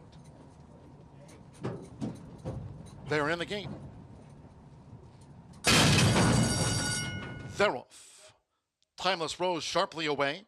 Nearest the inside is Wild Irish. Here's an early bid by Castagna as they make their way toward the first turn. It's Castagna, and on the outside, Honey Holler for the early lead, with Razzle Red third close up after breaking sharp. Timeless Rose in fourth out to the stretch. And then comes Bijou Baby and the Red Cap running in fifth, with Councilwoman Jilly in sixth. Wild Irish is saving ground with the rail at 24 feet as they round the first turn. Peacock Road cornered wide. Then comes What If, who's running second to last, and Miss Temptation trails the starter turf mile. The opening quarter, good turf in 24.35 seconds as they go up the back. And toward the inside for Evan Roman. It's a short lead for Castagna. Honey Holler is right with her. They're tracked by Razzle Red running in third. For Marcelino Pedrosa Jr., Timeless Rose biding her time running in fourth. Then on the outside, Bijou Baby is fifth, Wild Irish in sixth, Councilwoman Jilly seventh inside, 4 furlongs to go. What If in tight quarters between horses, Peacock Road on the far outside, and the trailer remains Ms. Temptation. Half mile for Castagna. Clock 49.17 seconds as they round the far turn. It's Castagna. Honey Holler right there on the outside for Samuel Bermudez. And then now on even terms, coming toward the quarter pole. It's Honey Holler who's taken the lead. From to the inside, Castagna who's under pressure. Timeless Rose right there, along with Razzle Red as they straighten away. Bijou Baby's in range with Councilwoman Jilly, and toward the inside, Wild Irish 3/4. 1 minute 13.84 seconds. These fillies and mares down toward the last, and it is Bijou Baby who's nosed in front of Timeless Rose, giving way Honey Holler with on the outside Razzle Red. They're close to the finish with Manny Esquivel. It's Bijou Baby. Bijou Baby the best over Timeless Rose. Third's close. Third photo, Ms. Temptation dived to the finish with Razzle Red, then Councilwoman Jilly, Honey Holler, Peacock Road, What If among those next home. Bijou Baby upset win in the first turf race of the afternoon from Horseshoe Indy. Yeah, first time on the turf since October of 2024, and this is a horse that was able to run down your favorite, Timeless Rose, who was hanging on that inside left lead. It looked like she was getting a good trip as the 5 Castagna did take a little bit of pressure from the 9 Honey Holler, as you called it, Greg, but they all were run down by Bijou Baby. 10, 7, 11. In that third from Horseshoe Indy. Those prices we'll have for you coming up in a moment. I know you're off for a brief break. Yes. You want to just stay on the desk, you, me, Andy? We would be unstoppable. We are a good team. Think about it during the break. I need to go get something to eat, though. All right. Keisha deserves a break. Andy's going to join me. Short timeout. We'll return, and then Keisha will be back at, what, 4 o'clock? I think so, We'll see you then.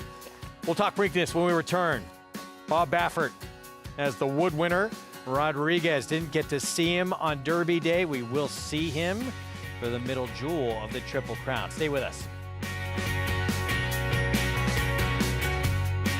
The Factor, a perennial leading sire of winners. He was third in the nation by winners in 2021 and 2022. His progeny include Grade 1 winners Sistron and Noted and Quoted, Grade 2 winner Charmaine's Mia, and Millionaires Bound for Nowhere. And factor this, with dozens of 6-figure yearling sales, he's a proven sire on the track and in the sales ring. The Factor, standing at Lane's End.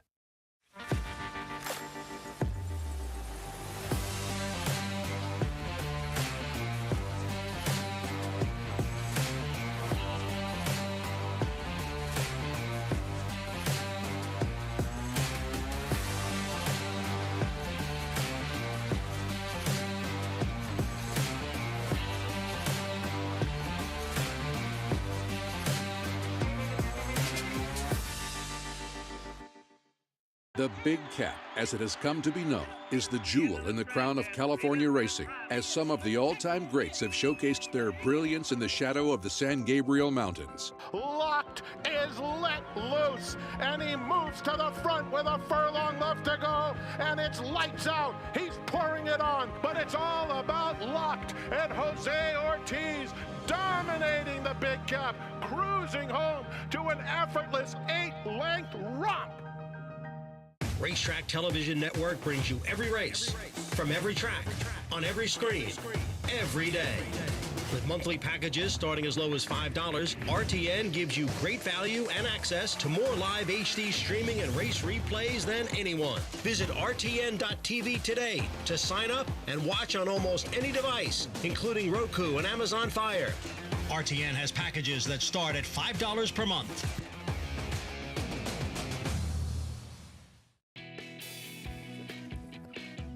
Back with you on our Thursday coverage. Beautiful Thursday afternoon here in South Ozone Park, New York. Our program brought to you in part by Hillendale at Alapa.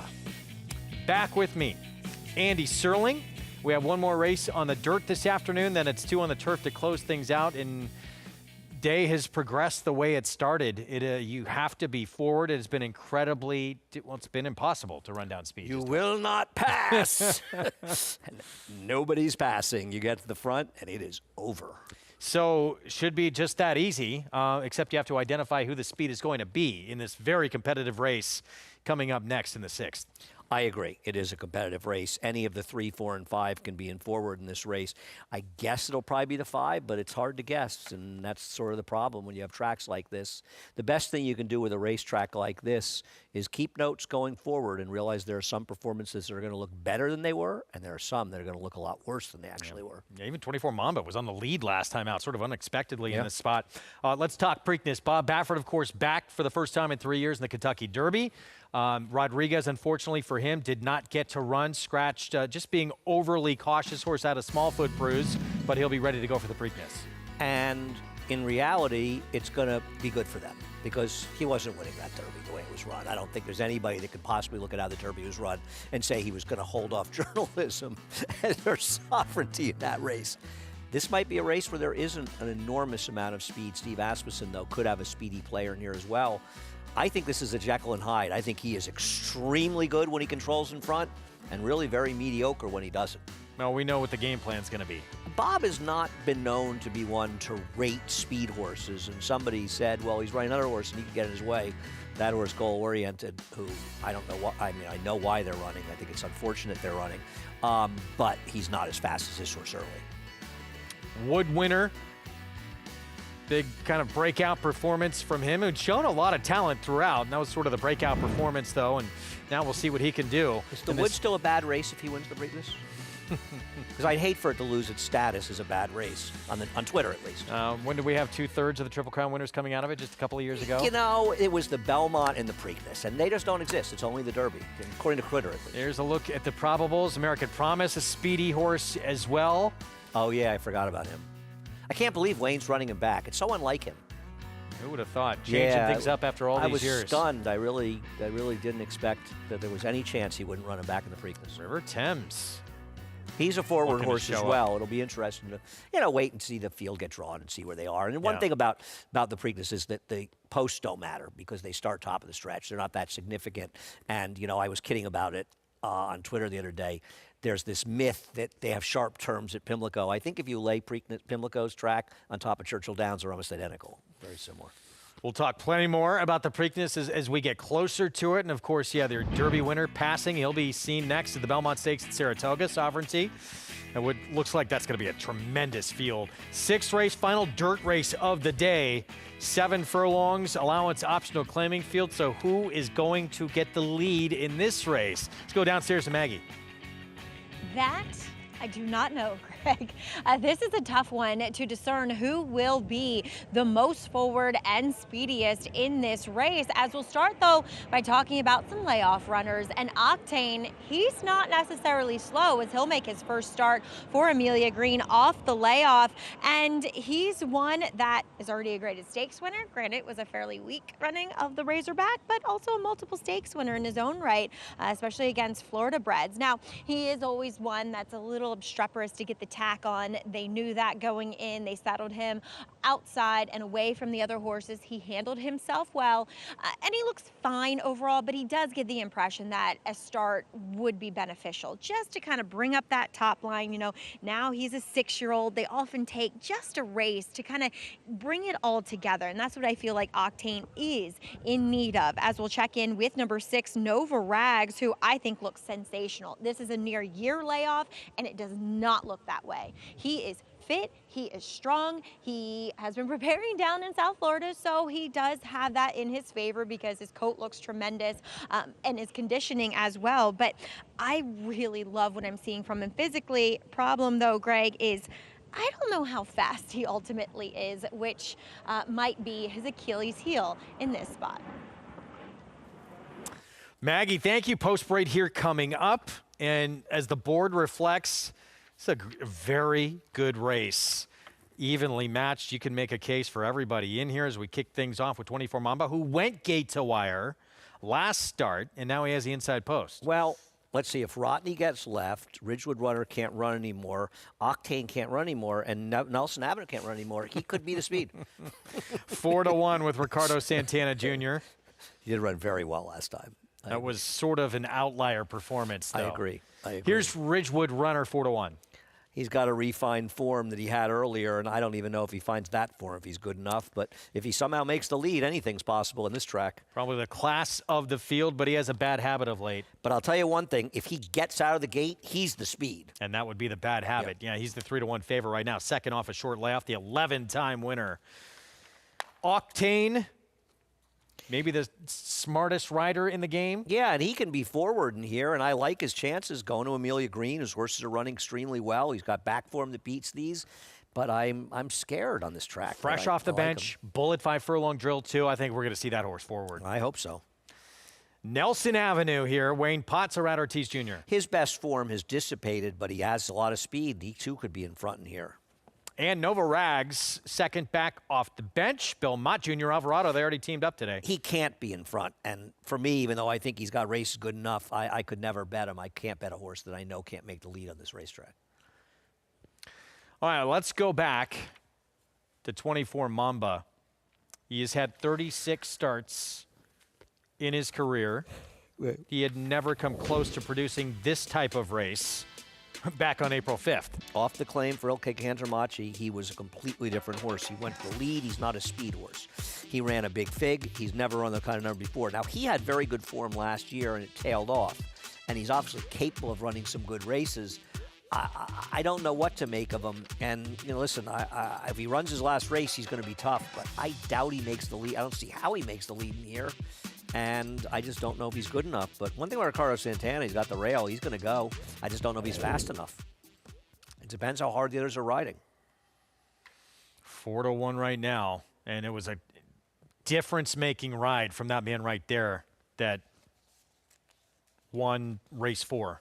I agree. No way the second horse loses that race on a fair track. No chance.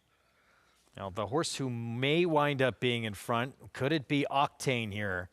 Off the bench, Amelia Green taking over the training duties of this one. She gets Flavia and Pratt aboard. I suppose it's possible. I think the fastest horse in here, though, is Nelson Avenue, but a lot of it often comes down to intention. Now, this horse is not taking much money right now, which might not be a good sign, but the field is very evenly matched. And I think also people have some trepidation on who they want to take because they're worried maybe in the betting that they are not going to be in front. And if you're not in front, you're just not going to win. This horse has graded stakes sprint speed. I mean, he's quick. If he runs his best race, he's extremely likely to win this race. And he's going for a trainer now, first time, who has been doing an excellent job, and that's probably an understatement. Meanwhile, the favorite remains Rotney's had that bad habit we talked about of not getting out of the gate. Great. Let's go to Maggie. Yeah, and it's kind of, he tips his hand, I should say, about not getting out of it great by not wanting to go in it. Quite regularly, he is very hesitant. He kind of balks at the gate. And two, I don't blame him because he is quite a big animal. And unless, I often say, those types that are bigger, they rightfully so get a bit claustrophobic, and therefore it leads to them being a bit nervous in there and not breaking that well. So I just hope that Dalen Davis can, even if he breaks slow, can just get him into gear. He looks sensational, but then again, he always does. And I just feel like he is in the right opportunity on this racetrack to take advantage of it. There might be some others that go and maybe they kick dirt in his face at the start and he's not able to get there, but I really like what I'm seeing from Rotney. I'll go with him because I wasn't sure about everyone else. You know, there's just some horses in here that looking at them, like the Nelson Avenues, like the Octane, who I respect, I just felt as though we needed a race. And then there's Ridgewood Runner. Like, where has his early speed gone in his last two? Granted, last time it was a sloppy racetrack, so maybe he just didn't appreciate that, and Louis Rivera was having to kind of niggle at him the entire way. But I wonder, with apprentice rider Christopher Elliott getting aboard, if there's some intention there. And he certainly tipped his hand in the warm-up as he really sent this horse away from the pony, has continuously kept him moving. I think, honestly, Greg, by watching the intention, kind of reading between the lines on the form, that they're going to try to get that speed back with Ridgewood Runner today. It very well could pay off. See what happens here. Even when we know the way the track is playing, it's not always so easy to take advantage of that and see who's going to be the one in front. But part of that, too, because the room, they're all watching, and they realize, these riders, that to be successful, they got to be part of the pace. Right. When you sort of are in a conversation, you're saying, you know, how it's very, you know, it's a huge speed track, and it makes it tough to play. And somebody says, well, no, that shouldn't be hard. Just find the speed. You know that person doesn't actually bet. Yeah. You know? Because, of course, yes, of course what they're saying is true. But the problem is it's not so clear, and especially a race like this. Even Maggie's pointing out, now, I don't make the two the speed, but she's not wrong. This horse has had speed in the past.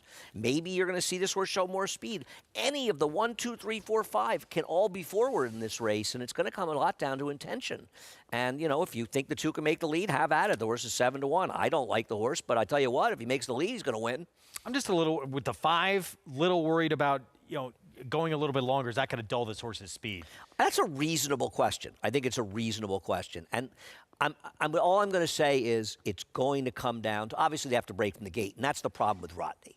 Yeah. If you were confident that Rotney was going to break, I would take 5-2 on him. Who consistently, as you look at these riders in here, most takes advantage and finds themselves on the lead even sometimes when they shouldn't be? Well, Flavien Prat. It's not even close. It's not even a discussion. Flavien is very good at identifying the weaknesses of other riders in a way, you know, realizing when he can center the front, going the front with horses without speed, taking advantage of that, doing it in turf races. He's clearly a guy who pays attention. Not only does he have the skills and he's a great rider, but he's paying a lot of attention. He's thinking about it. And, you know, you keep them thinking, am I going to lead? Am I taking back? You know, you don't want to be one of these riders that everybody can figure out. You always sort of ride the same way. People know where you're going to be, and they know how to take advantage of that. There he is. And it really, yeah, not just incredible physical skills, thinking man's rider as well. And I think just such a great chance we're going to see this horse in front. Bullet Drill coming in as well, fresh off the bench. He's shown in stakes competition, graded stakes. He could be up on the engine as well, sprinting. Listen, in a normal world, I would be betting Octane at 3-1 in this race. I'm just reticent on this racetrack. We will see who tries to take advantage and be the one leading the way. Will it be this one here with Flavien Prat? Octane, first start back now as a 6-year-old millionaire who's won 9 times in his career. Next door to him, Nelson Avenue, a horse who has been very quick in the past, but he's been coming out of longer races. And his form also has not been as good. You know, he'd sort of peaked earlier, and he's kind of form's declined, but if he's able to get to the front, his form is going to suddenly get a lot better. See what happens. I don't know. I mean, this is... It was an extreme bias Saturday and Sunday. This is an even more extreme one. This is unusual. Hopefully this is something. It is supposed to, unfortunately, rain a lot tomorrow, but hopefully that can mitigate it. Though, frankly, it rained on Sunday, and it didn't change the track at all. 2-1 favorite, despite the way this track is playing. And a horse who has a history of not getting out well, especially of late, is Rodney. Maybe up against it from the outset here if he is up to his usual antics. Chris Griffin with the call. Here's race 6, Belmont at the Big A. Octane's in, 2 out. Nelson Avenue. Irad Ortiz Jr. Nova Rags. Last to load to the outside. Goes in. All set. And they're off. Octane broke very well from in between horses. Ridgewood runners in the early mix, and 24 Mamba is going to hold the rail position. They line up and want to be forwardly placed as Nelson Avenue is going to join the early fray, and now Nelson Avenue puts a neck in front.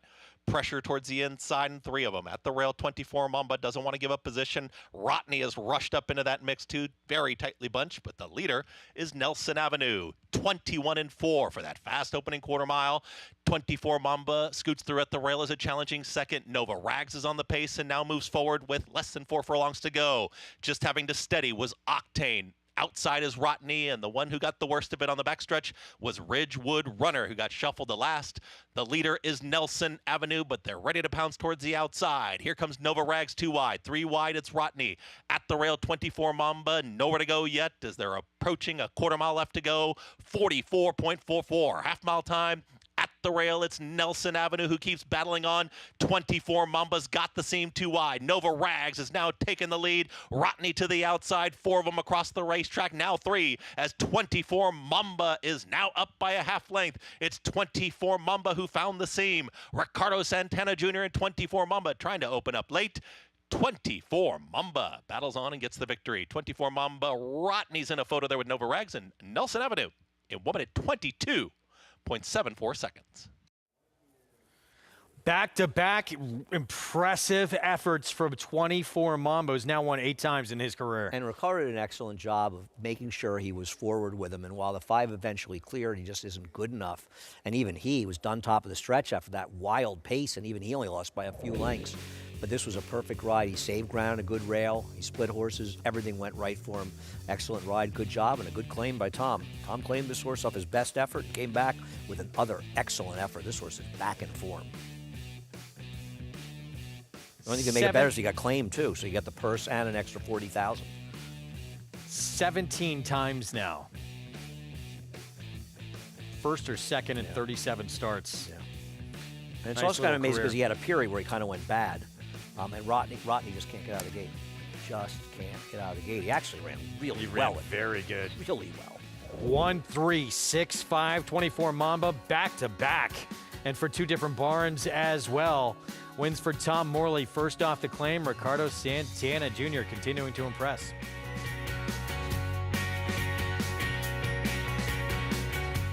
At the Keeneland September yearling sale, the premier thoroughbred auction venue in the world, Mandy Pope of Whisper Hill Farm signed the ticket on the $5 million sale topper by Curlin, bred by Stone Street Thoroughbred Holdings. He was one of $5 million plus yearlings by Curlin to sell. No fewer than 55 of his yearlings fell to the auction gavel, averaging nearly $600,000, making Curlin the #1 sire of yearlings in 2024. Curlin, the classic sire.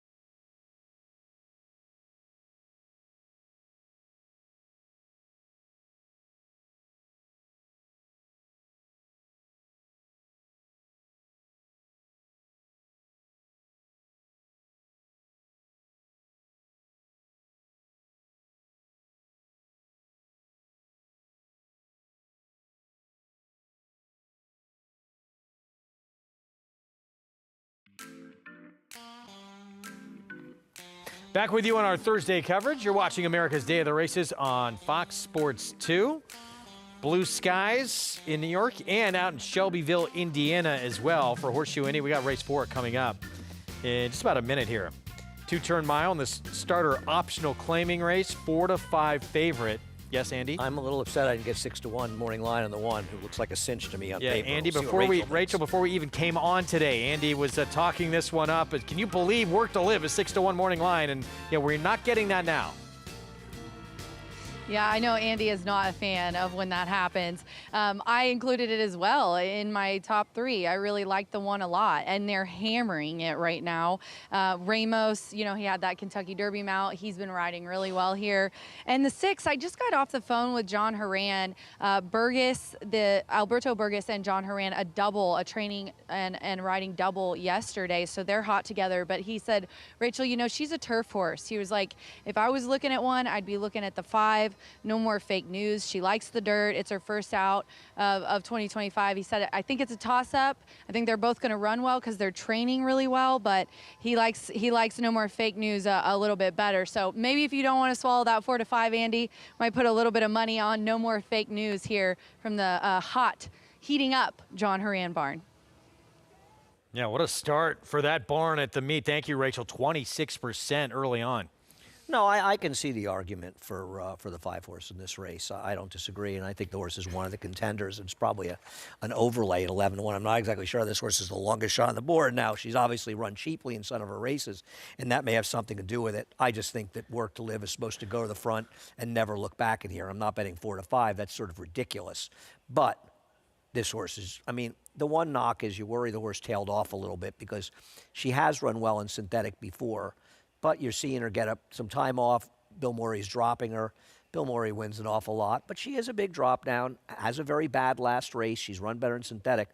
If she is able to run back to any of her dirt efforts, she can't lose in here. Yeah. She overlays the field in her dirt races, but there is a bit of a concern, the drop down in the bad last race. And if she was half her morning line, the morning line was just bad. She was never going to be that price. But even if she was half that price, you might want to take a chance. At 4 to 5, I can't take that chance, but I did bet a couple of doubles for action.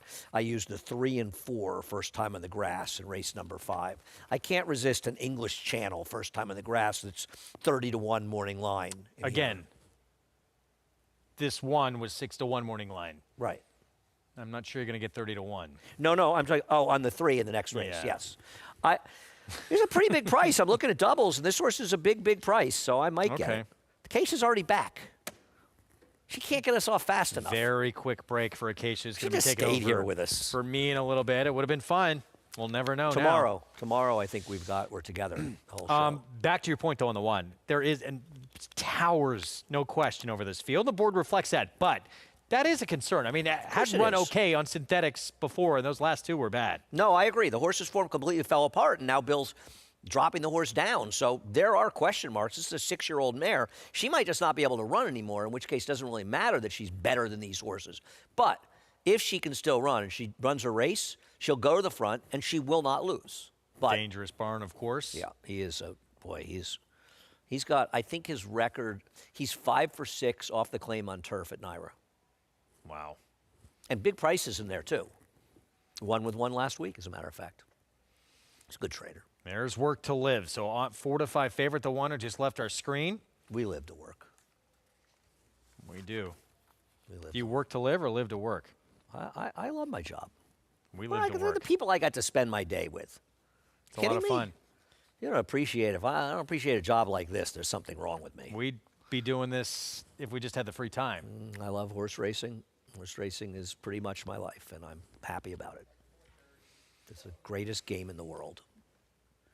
Endlessly interesting and entertaining and frustrating. But that's part of the appeal.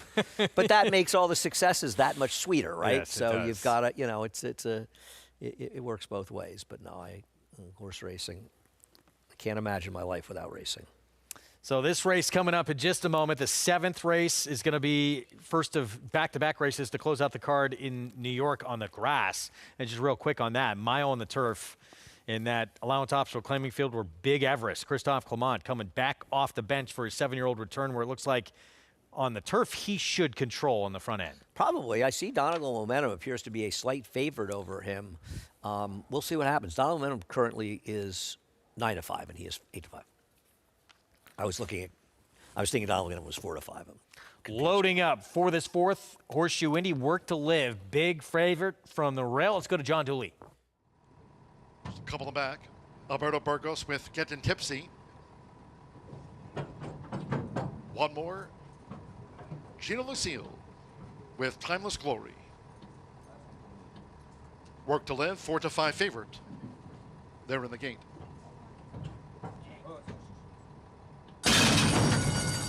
They're off. Off to an even start. Fast start for World of Wonder. On the outside, Timeless Glory with an early bid, and Work to Live holds her position with the rail for Joe Ramos as they enter the first turn. Work to Live has pole position. It's Work to Live in front of World of Wonder, making her 7-year-old seasonal bow, and with Gina Lucille, Timeless Glory is right with these leaders as they go to the back of the track. Vino Rosado in the gold running in fourth. Getting Tipsy, No More Fake News between horses, and Bump of the Night has dropped back to last. The first 2 of 8 furlongs in 24.67 seconds. Work to Live leads the Phillies Mares Mile. It's Work to Live in front of World of Wonder and Timeless Glory 3 deep uncovered as they make this run toward the half-mile pole. On the outside, Getting Tipsy is vying for fourth with Vino Rosato. Then comes No More Fake News. Bump of the Night trails. It's 8 lengths from leaders to last. And in front, still Work to Live. They enter the far turn, half mile in 48.60 seconds with the rail. Work to Live takes them to 3 furlongs from home. Timeless Glory is right there now making this move. Here's Timeless Glory up to Work to Live. World of Wonder vibe, but has dropped back. Getting Tipsy on the far outside. Vino Rosado has been saving ground as they come toward the quarter pole. Farther back to Bump of the Night, and No More Fake News is last as they straighten away. Timeless Glory and Work to Live with Getting Tipsy coming with a sweep. Vino Rosado straightened away in fourth. 3/4 in 1 minute 13.16 seconds with Joe Ramos. It's Work to Live. Work to Live just clings on between horses. Timeless Glory. Vino Rosado with the rail, and here's Bump in the Night, who's bounding home from Manny Esquivel. Bump in the Night has come past Work to Live near home. It's Bump in the Night. Bump in the Night gets the result from Work to Live. Vino Rosado third, and Timeless Glory finished fourth. Bump in the Night rolling down the stretch and picks up the second win in 18 career starts. Thank God the morning line was wrong on Work to Live, or I would have gotten buried in this race and took all the heat up front. But Bump in the Night just able to run her down, and clearly Work to Live ran well in defeat, but not the horse she once was. And Bump in the Night coming in from Oakland gets it done. 6-1, beating a 7-5 favorite in that fourth from Horseshoe Indy. Back to New York and a 2-win Thursday afternoon. Ricardo Santana Jr. He's riding here now. His new agent PJ Campo representing him. Of course, PJ also the agent for Jose Lezcano, and I think Ricardo can do very well here. He's a good aggressive rider. 1-3-6 finish. 24 Mamba. At 6 years old, is he just a different horse now?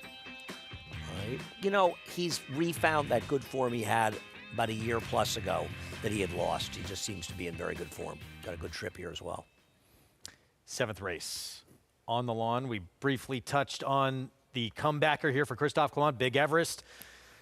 Been very good on the grass. Loves to get his picture taken. 9-time winner from 20 starts. Well, what he has is speed, and these days, very few horses on the turf seem to have speed.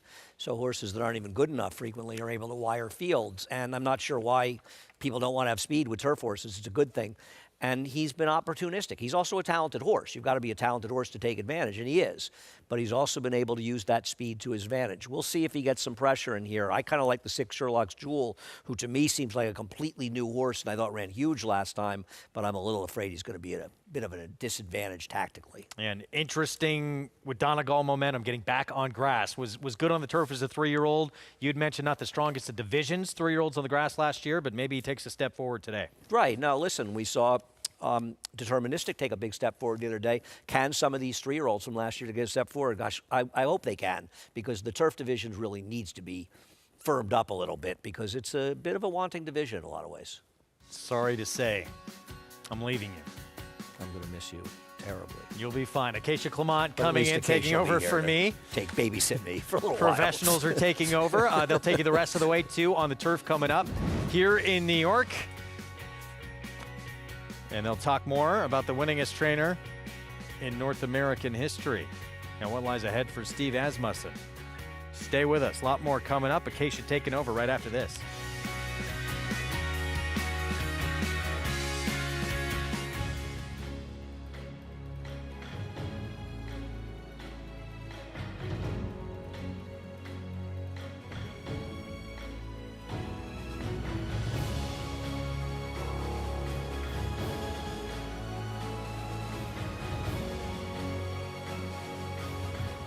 Olympiad leads American Revolution. Olympiad gets the gold in the Jockey Club Gold Cup. Horse racing? Check. Weekly promotions? Got 'em. Huge payouts? You bet. With Naira Bets.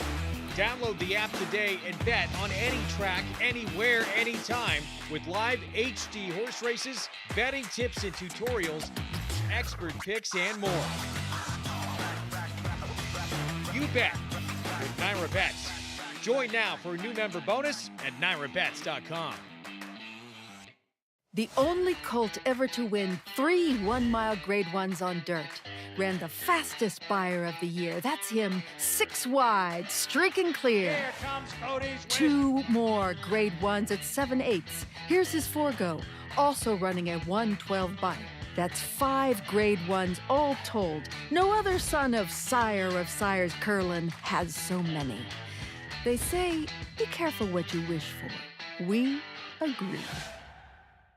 RaceLens is the most in-depth product in horse racing with unique features found nowhere else. True odds, predictive analysis, and pace projection. RaceLens. It will change the way you follow horse racing and take your game to the next level. Enhance your handicapping with AI Fast Facts, exclusively on Naira Bets. Open your Naira Bets app, click View Runner Details, and a stat-driven fact will appear for all U.S. thoroughbred racehorses. Download the Naira Bets app to start using Fast Facts today.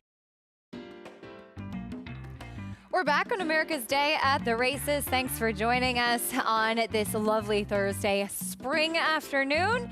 Acacia Kamal stepping back in. We're just doing little musical chairs up on the set today. I don't even feel like you were gone.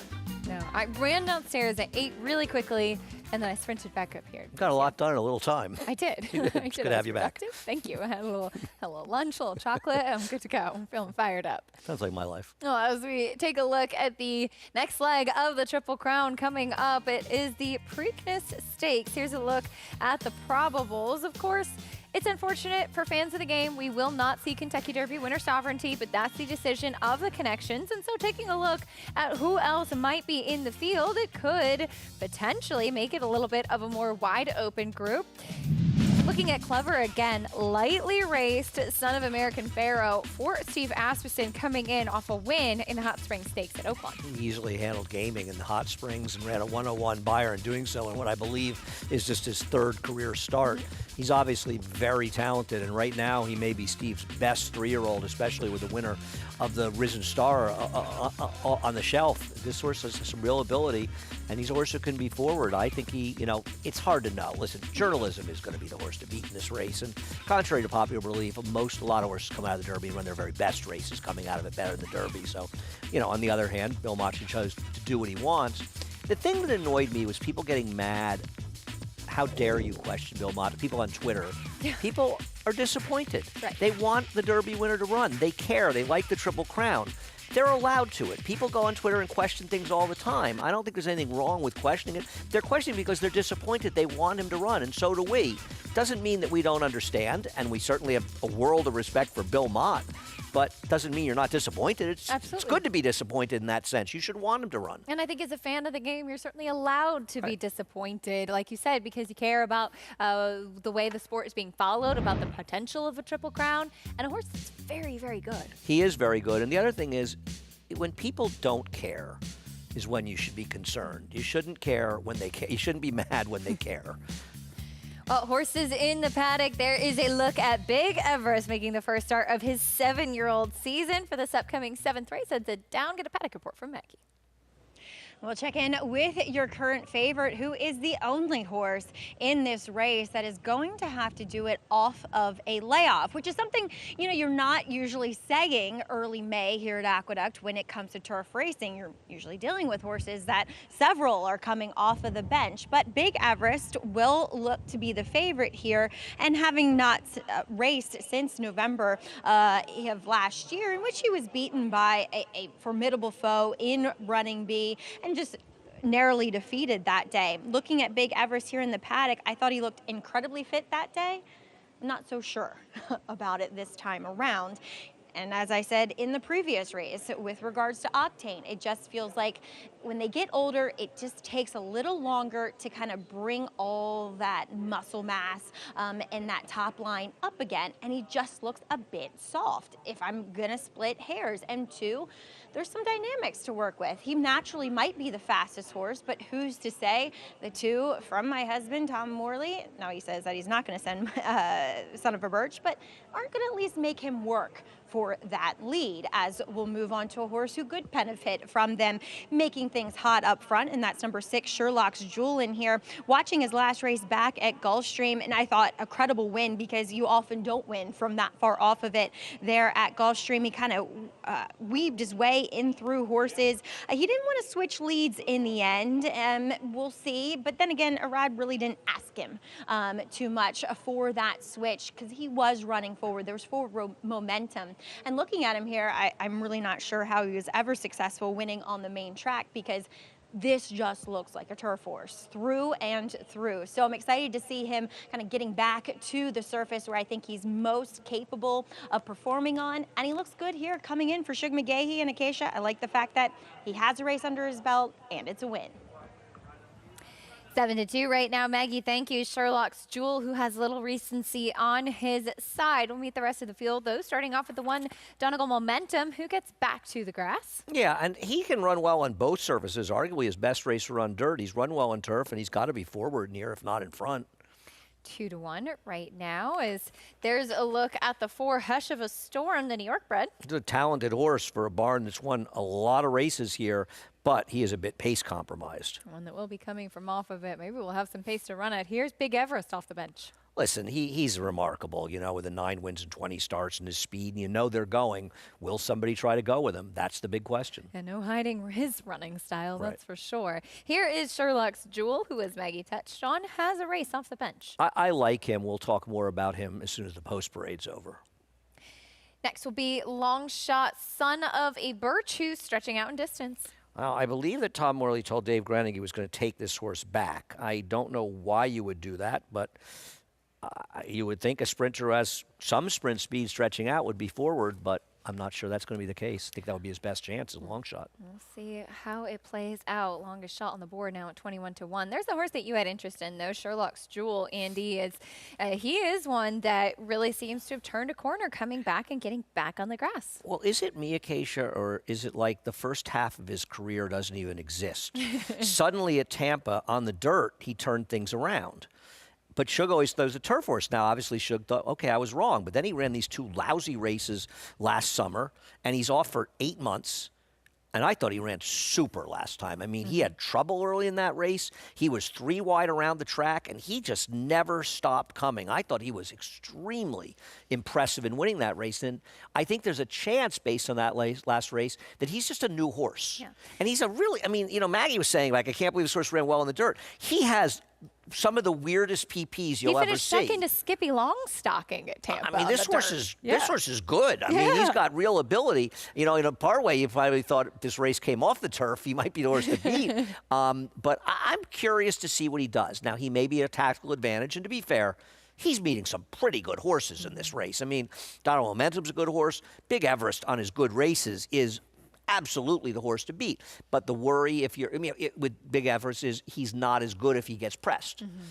If he gets pressed, he becomes more of a mere mortal. If he's able to control on the front end, he's got a plethora of races that are too good for these horses. So unless you've decided, well, I don't trust him coming back at 7 for some random reason, he's way the horse to beat in this race. The Way the horse layoff, to the beat. question. We know his running style was beaten by Running B, who, as Maggie mentioned, a talented horse. He would come back his first start of the year, win a graded stake down at Tampa with 100 Beyer speed figures. He was beaten by a good horse, but that was when he had been running consistently. He ran well in the turf race down in the big grade one at that Spirit of St. Louis won. You know, Or Churchill, excuse me. Yeah, yes. I mean, Big Everest is the goods. I'm not in any way knocking him. I just feel he can be vulnerable if he gets pressed a little up front. He's a very, very cool horse. Any horse that runs with that kind of consistency over a long period of time, that's not an easy thing to do. And you know, I know it's your family, but it's a credit to the barn, too, what a good job they've done in keeping him. And I think that's one of the hardest things for trainers is to keep your horses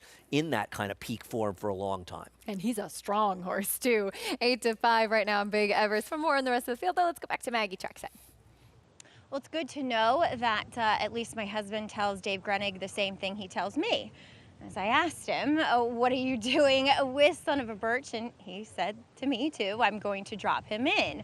And Andy, I'll tell you why he would do that. Because he's English. Me, I like speed. I like my horses to be on the front end.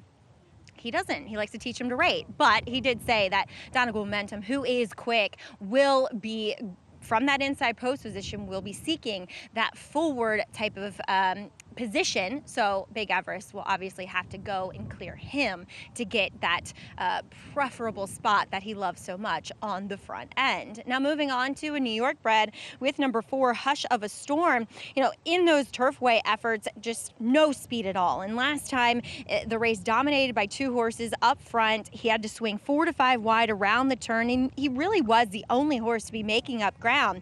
Now as a 7-year-old, he's really kind of chilled out. He used to get a little bit more revved up prior to his races, and 2, you know, this is now with Brad Cox. He looks fantastic, really well muscled, great conditioning to him, and a 7-year-old that has held his physical form incredibly well. So I have a lot of respect, and if things do heat up, though I will say this, we've seen the turf course, especially going 2 turns, be more tilted to inside runners, but most importantly, speed. And that's something that Hush of a Storm just doesn't have, Acacia. Okay, I just want to know, was Maggie using English as a euphemism for stupid? Is that where Maggie was going there? It's a very European. I sense that. It's yeah, a you're European right, concept right. to drop in, settle, make a run. Yeah. You know, didn't Steve Cawthon revolutionize racing over in Europe when he started going to lead on horses and change the way but people they ride? still don't like it. Because deterministic didn't run well with aggressive ride the other day. Them kicking and screaming. It was one of my favorite moments was texting your father-in-law for deterministic and me saying to him, I told you he's better on the lead. Yes. Knowing him, he probably thought, I wish he hadn't run so well. With you for that. Right. Even money now on Donegal Momentum, by the way. I'm astounded. I mean, Donegal Momentum, first of all, he may win this race. He certainly can. Yeah. But he has never shown on the racetrack that he is as good as the 5. And it's one thing, the 6 hasn't shown it either, but I'm taking the 6 at 4-1, maybe a little bit higher by post time. But I don't know how you can't think the 5 is the horse to beat in this. I am shocked by this. Donegal Momentum needs to move forward to be able to beat the 5 or hope the 5 doesn't run his race, which is always possible. But I mean, I've bet against Big Everest a lot, as you know, and I think I've lost about 6 out of the 8 times, maybe 7. It's nice when you have a horse that's won nearly half his starts. As far as Hush of a Storm is concerned, this is a horse that we see coming in off some synthetic tries recently. This is his last turf win in the Ashley T. Cole back in September. So obviously is a good turf horse as well and has kept his form throughout a number of years too. Oh, yeah, no, you know, he's just pace compromised. He's like the 6. He's in a similar situation. Now, in fairness, he has sort of more consistently good races since being claimed by Brad Cox on the turf to run back to, whereas I'm just sort of hoping the 6 is like a new horse, and he's a slightly better price. This guy is talented. I just, you know, it's like you just worry about the dynamics of this race. Now, it's not like the main track where I'm saying speed can't be beaten, but, I mean, Big Everest is 3-1. I hate to say it, but it's like an announce that he can't win. It's bizarre. And I think he's training well. You seem to think he was training well. Training well, absolutely. I mean, look, to Maggie's point, you know, as a 7-year-old, sometimes as horses get older, it Well, takes a little time to shake a little bit of the rust off. If there maybe, was ever a day, but- 100%. Okay, he But- may not win. I'm not Yeah. saying he's not supposed to be 3-1. No, I mean, he's on, not. on No, he's paper, not. this horse He took the early probably money. should be the favorite. I don't, and they're very, very similar prices if you look at the multi-race bets, which I totally understand, and all those points are fair.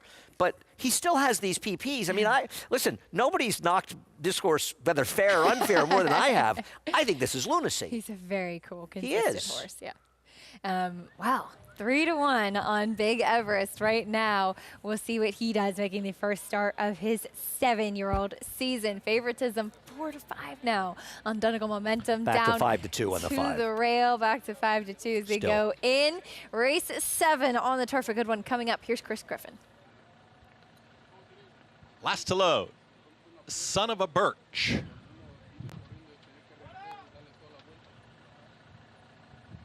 Goes in, all set. And they're off. Sherlock's Jewel flashes speed and Big Everest in between horses and at the rail Donegal Momentum, and the front two hook up early. Big Everest does not want to give up the lead, and neither does Donegal Momentum, and these two go into the turn together. And now backing off will be Donegal Momentum, and Big Everest will press on. So Big Everest will show the way, is up by 1.5 lengths. Donegal Momentum will now be a well-settled second, is about 4 lengths in front of Sherlock's Jewel, who's alone in third. Just behind them comes Hush of a Storm, and the trailer, little keen now, that's Son of a Birch, who's about 7 lengths off the lead. 23.44 for the opening quarter mile. The leader is Big Everest. Donegal Momentum is back for more towards the outside and the front two. They're eye to eye once again, and Donegal Momentum now puts a nose in front. Big Everest is ready for the challenge, comes right back, is now a neck advantage, less than a half mile to go. Sherlock's Jewel starts to move in closer. Same can be said for Hush of a Storm, and Son of a Birch is still the trailer. 47.64 for a half mile time. Big Everest has shrugged off the challenge so far.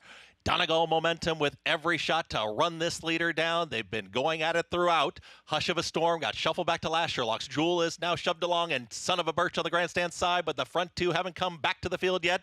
And a very stubborn Big Everest is now ahead back of Donegal Momentum, who sprints clear. Sherlock's Jewel starts to commence a rally, and here comes Sherlock's Jewel, who's lifting big time late inside the final 16th. Donegal Momentum is in front, but Sherlock's Jewel is trying to push on by, and will. Sherlock's Jewel wins it over Donegal Momentum. Then came Son of a Birch and a photo with Hush of a Storm in 1 minute 35.60 seconds. Sherlock's Jewel on that left lead once again. Didn't matter. He had the best momentum. And you said this early on in the race, Andy. That's the thing about Flavien Prat. He always gets good position. Right. He wasn't going to be forward, but he was forward enough. And I'll tell you something. Javier rode the one in defeat as well as you could ride. In other words, he left enough to make sure the Big Everest had to run a little bit the first quarter.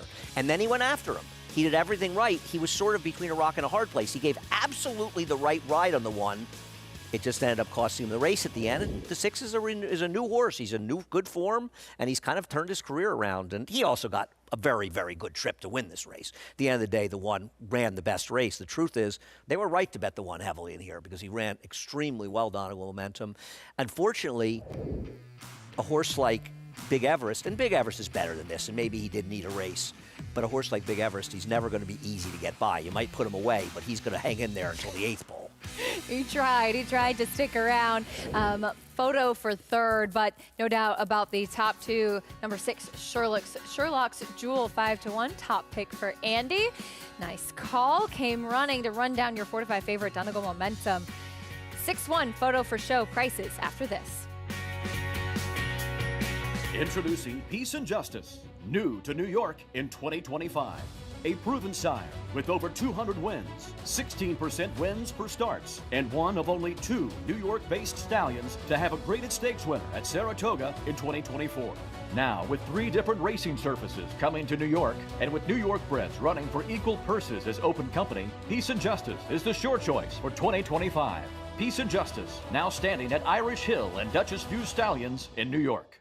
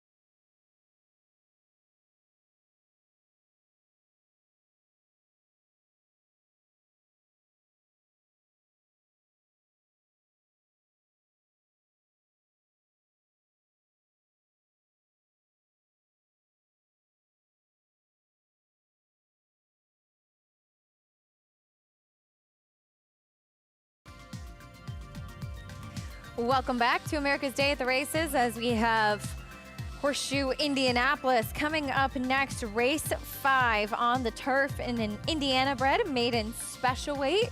Here's a look at the field. Number 10, currently the favorite as we bring in Rachel McLaughlin here with us. Rachel, there are a couple intriguing horses either trying the turf or getting back to the turf in this race. Yes, definitely. And I was just thinking to myself, I'm a horse girl like Maggie and Acacia, but I'm going to try, I have my own horses, I ride my own horses. I'm going to try my hand at the Maggie angle. And I was looking visually while I was waiting there for the commercial. And my top selection, the 10 and the 11, I also have interest me a little bit just because of the trouble that they've got into. But the 7, My Mr. Perfect, just visually looked wonderful coming down here in our post parade, and the scope on this 7 just really looks like a horse that can go long. And as we are going a mile on the turf today, and he's proven that before, this 4-year-old gelding. However, it's been mainly on dirt, like you said, Acacia. I went back to last July, and that 1 mile turf race was a 3rd place finish. The bettors thought he looked good too, as he was the favorite. So we'll see if he can repeat maybe that little bit of turf racing that he has done in the past. It's his first out of 2025, and Aaron's percentage aren't that great when our horses are coming off really long layoffs, which is why I included the 10 and the 11 here in this race. You know, John Langmeyer has better numbers when his horses are coming off long layoffs, which is the case, and they've both been in a lot of trouble. I'm hoping for some clean trips for them in this full horse field, which with maidens, it's kind of a tall thing to ask, but 7 is my top selection, My Mr. Perfect, and he surely does look perfect for this long grass race. Rachel, thank you. My Mr. Perfect getting back on the grass. Plenty of pedigree to suggest he should appreciate the surface switch as well. And he's run fine, as Rachel mentioned, in that July race on the grass. I agree. He's kind of the worst to beat off of that race, a little more than Haziel, the number 10. I don't disagree. I mean, the question you ask yourself is there enough turf pedigree or a horse that kind of strikes your fancy going to the turf? And I don't have a problem with McAdoo. You know, I looked at Perry's Holiday. I'm not familiar with him. No. He's 20% with his horses on the turf. Oh, that's cool. He's got big numbers as a turf not stallion. Not a lot of turf pedigree on the bottom side. Yeah, I mean, a dam on the a flatter dam is not a great sign, but I thought this horse was dangerous. But my bomb, and also when I first became a big Nick fan, now I don't like the Knicks, and they're still. Are you a fair weather fan? No, I was a real fan. I got upset. Oh, you mean a long time ago? I thought you were talking about No, I'm not a fan anymore. They're still going to lose. The Celtics are going to stop shooting 25% from 3 and win. Yeah. But much to Ernie Munich's, Ernie knows. Ernie knows. Ernie's a fatalist, as you know. Bob McAdoo was the star for them. So how can you not, and cool. So how about Mordecai? I mean, this is sort of my kind, right? You got an English channel trying the turf. How do we? You've got an English channel, and the 5 is by War Dancer. Yeah. So I mean, some good turf got a little sires turf in from here. them, and these are the kind of races where you can have a chance to bet stupid horses at big prices. I mean, one thing, maiden turf races, and people talk about, for instance, the CAW teams, and obviously their effect, and they're not, I think one of the weaknesses in them, a lot of times are maiden turf races with stuff because there's not a lot of pedigree, I think, involved in their playing. Maybe there is, and I don't see it. But I've seen a lot of value at times in these races, and I think taking shots at prices with a little pedigree. Now, the 3 doesn't have a ton of pedigree. Right. It's just an English channel. But that was worth a few bucks at 10 to 1, 30 to 1 for me. I like it. Big price. 2 to 1 on the 10. Haziel as they load in for race 5 at Horseshoe Indianapolis. John Dooley has the call. Those are junior with Mordecai, the son of English Channel. Rodney Prescott, 'tis Irish up and in. Mitchell Merrill with McAdoo.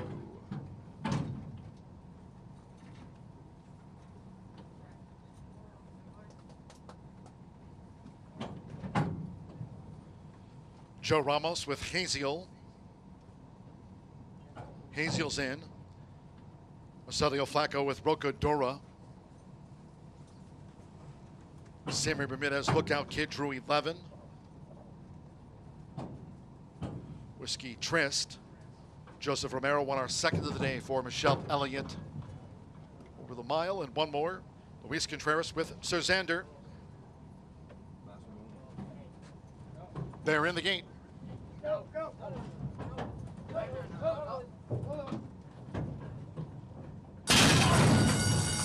And they're off. Haziel Bobbled at the start, drifts back, Spirit Math sharply away, along with McAdoo. Right there is Rocadora with an early bid. Here come charges by, on the outside, Tiz Irish and Chanakey inside of Tiz Irish as they make their way toward the first turn. And then farther back to My Mr. Perfect, who's next upon settling with 6 furlongs to go. So out to the stretch, just being led toward the inside by Whiskey Tryst from Tiz Irish, and running in third is Chanakey as they go to the back of the course with McAdoo running in fourth by 2. Then comes Rocadora in fifth. My Mr. Perfect is 6th. Spirit Math, the ground saving 7th, with Lookout Kid running in 8th. Toward the inside is Mordecai running in 9th. And then farther back to Lookout Kid, who's out deep on the course, coming around Nora's Fireball. Then Sir Xander gets the squeeze back to 12th.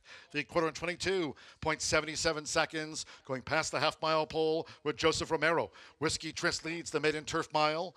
It's Whiskey Tryst clocked a half mile in 47.37 seconds. It's Whiskey Tryst, a 5-length leader to 3 furlongs from home from Tiz Irish. Chanakey in third with the rail. McAdoo is next in fourth evenly so far as they come toward the top of the stretch. Then following McAdoo around the far turn comes on the outside My Mr. Perfect, along with on the far outside trying to launch a bid is Haziel. Dropping back toward the inside is Rocador, then Sir Xander, along with Mordecai, Spirit Math, and finally Nora's Fireball. They straightened away 3 quarters in 1 minute 12.17 seconds, and McAdoo coming with a charge. Whiskey Tryst, dire moments now. McAdoo's nosed in front. My Mr. Perfect now battles McAdoo as they come down to the final 16th. Lookout Kid is into third. McAdoo with the rail for Mitchell Merle. It's McAdoo. McAdoo in a driving finish by a neck over My Mr. Perfect. Lookout Kid was third. A gap away Whiskey Tryst fourth. Haziel was next after a bobbling start. And then further back was Mordecai with Nora's Fireball and Sir Xander headed the rest home. McAdoo, first time on the turf. Harry's Holiday strikes again, padding his stats with turf runners. How about that? Yeah, Harry, yeah. This is a new hidden turf stallion for people. Harry's Holiday. You learn something new every day. You really I love do. this. You really do. You must be standing in Indiana. You want those turf horses in Indiana? Harry's Holiday may be your horse. I love that. I love this. Good game performance. Mitchell Merle in the saddle, 4-7 in race 5. Logical Contenders finishing 1-2. McAdoo appreciating the surface switch gets the win. Races and more live racing when we come back on America's Day at the Races.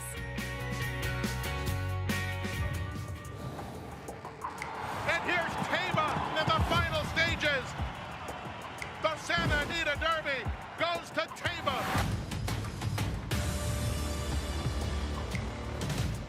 It's Tama, absolutely terrific, winning Malibu by 4 widening lengths.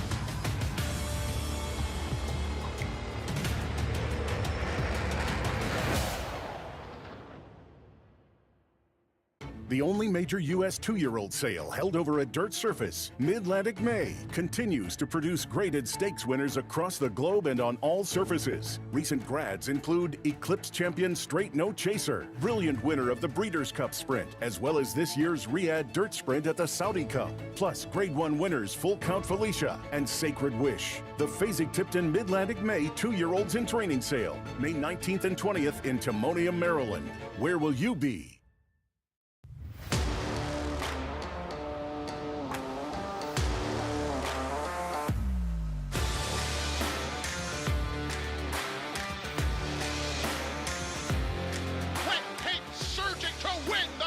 Club American Oaks. Forte to win the Breeders' Cup Domino. Eclipse champion Blame, standing at Claiborne Farm. Live racing returns to Monmouth Park Saturday, May 10th with a 12:50 first post. Our 50-day summer season features a stakes race every Saturday and Sunday, plus a new middle pick 5. Joining the win early pick 5 on our wagering menu. With growing pools and field sizes, Monmouth Park is your summer place to profit. Joining us on site, lock in your odds with fixed odds wagering at Monmouth Park Racetrack. We're back on America's Day at the Races. Thanks for joining us on this Thursday. As we see heading into the winner's circle following race 7, the winner's circle lead-in brought to you by the Fasig-Tipton Mid-Atlantic May 2-year-olds in training sale to be held May 19th and 20th in Timonium, Maryland after the Preakness. Where will you be? Sherlock's Jewel gets the win, trained by Shug McGahee, who's standing by with Maggie. First Shug McGahee interview of the season always brings a smile to my face. And Shug, Sherlock's Jewel, really, since returning to the turf, has now gone 2 for 2 in this 5-year-old season. Seems like he's kind of found his niche going a mile here on the grass. I think so. You know, his 2 races this year have been good. We gave him a little time over the, you know, over the fall and the winter. I think probably his races that we ran him, he liked the dirt track at Tampa, but none of the others were any good. I told Reeve, I said, we ain't running him on the turf dirt anymore. And you know, his 2 races have been good. He doesn't, you know, he makes some mistakes in the race. You know, he's got his head up in the air and he doesn't switch leads, but he wins, so that's all that matters. Is that something that he shows you in the mornings, or is that just because it's the heat of the race and maybe just a little too much to think about? Well, I think that could be part of it, but he does make some mistakes training in the morning. He's not hard to train, but he's not the easiest. You know, Chris, his exercise boy, does a good job, and so I think that helps him a lot too. Shug, with the Triple Crown not on the table, you were just telling me though that you're going to make a trip to Pimlico. As often is said, it's the best hospitality for horsemen and everything like that. But running Fort Washington in the Dinner Party Stakes. Yeah, looking forward to that. He's been training really good. You know, he had a good winter. You know, he got beat a tough one in one of his stakes down there, and then he really ran good in the Pegasus. He was only beat 4 lengths or something. And then he came back and won the Appleton in a really good race. And you know, he's fresh and he's doing good. And you know, going a mile and 1/8, I'm looking forward to sort of running him a mile and 1/8. And you know, we're looking forward to it. And as you said, you know, there's no better place to go to have a nice time the way Pimlico takes care of you. I was in Louisville last weekend, and I was a little disappointed in kind of the hospitality around there. And but Pimlico's a fun place, and they do a great job. From a Maryland girl, that speaks and pulls on my heartstrings. Thank you, Shug, and congrats here with Sherlock's Jewel. Okay, Maggie, thank you. Guys.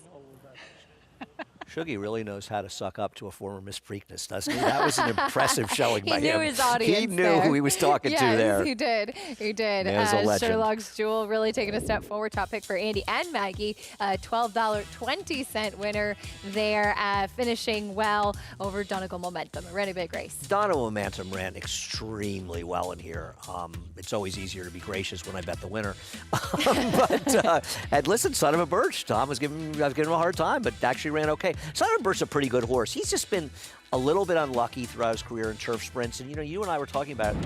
It's so hard with turf sprinters because there's about 1.5 lengths between $35,000 claimers and the best turf sprinters in the country. Yeah, that's very true. It's a world unto its own. Great. It's really, really tough racing. Speaking of turf sprint, we have a turf sprint coming up here in the 8th. New York bred maiden 50 coming up next. Ori to the rail on the drop-in class. Currently the favorite off the layoff since October for Mike Maker. And that is one of a couple of horses at 5-2 right now. Cousin Ed also taking some attention. There's Ori, though. We'll talk a bit more about his chances and the rest of this field when we come back on America's Day at the Races.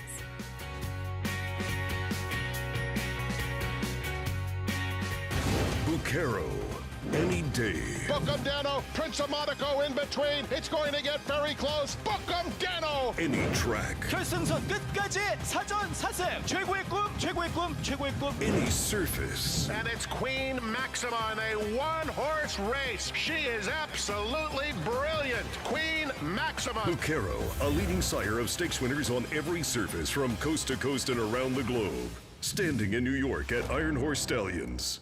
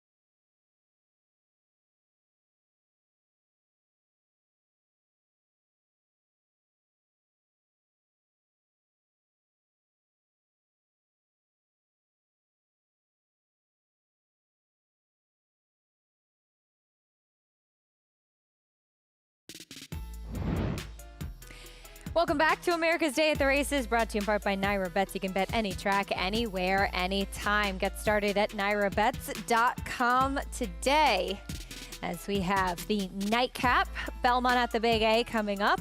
It is the nightcap, right? Yes. I've been up and down, off the set, back on the set. I don't know where I am today. And you're blonde, so you've got that too. What does that have to do with anything? Sorry, I just couldn't resist. Yeah, you might have been blonde. I can't tell. Believe me, I got nothing. I'm just jealous. You're blonde and I'm jealous. You want some hair? I got a few. Yeah, you usually leave a few for me on the chair. I'm putting them together to try to make a wig.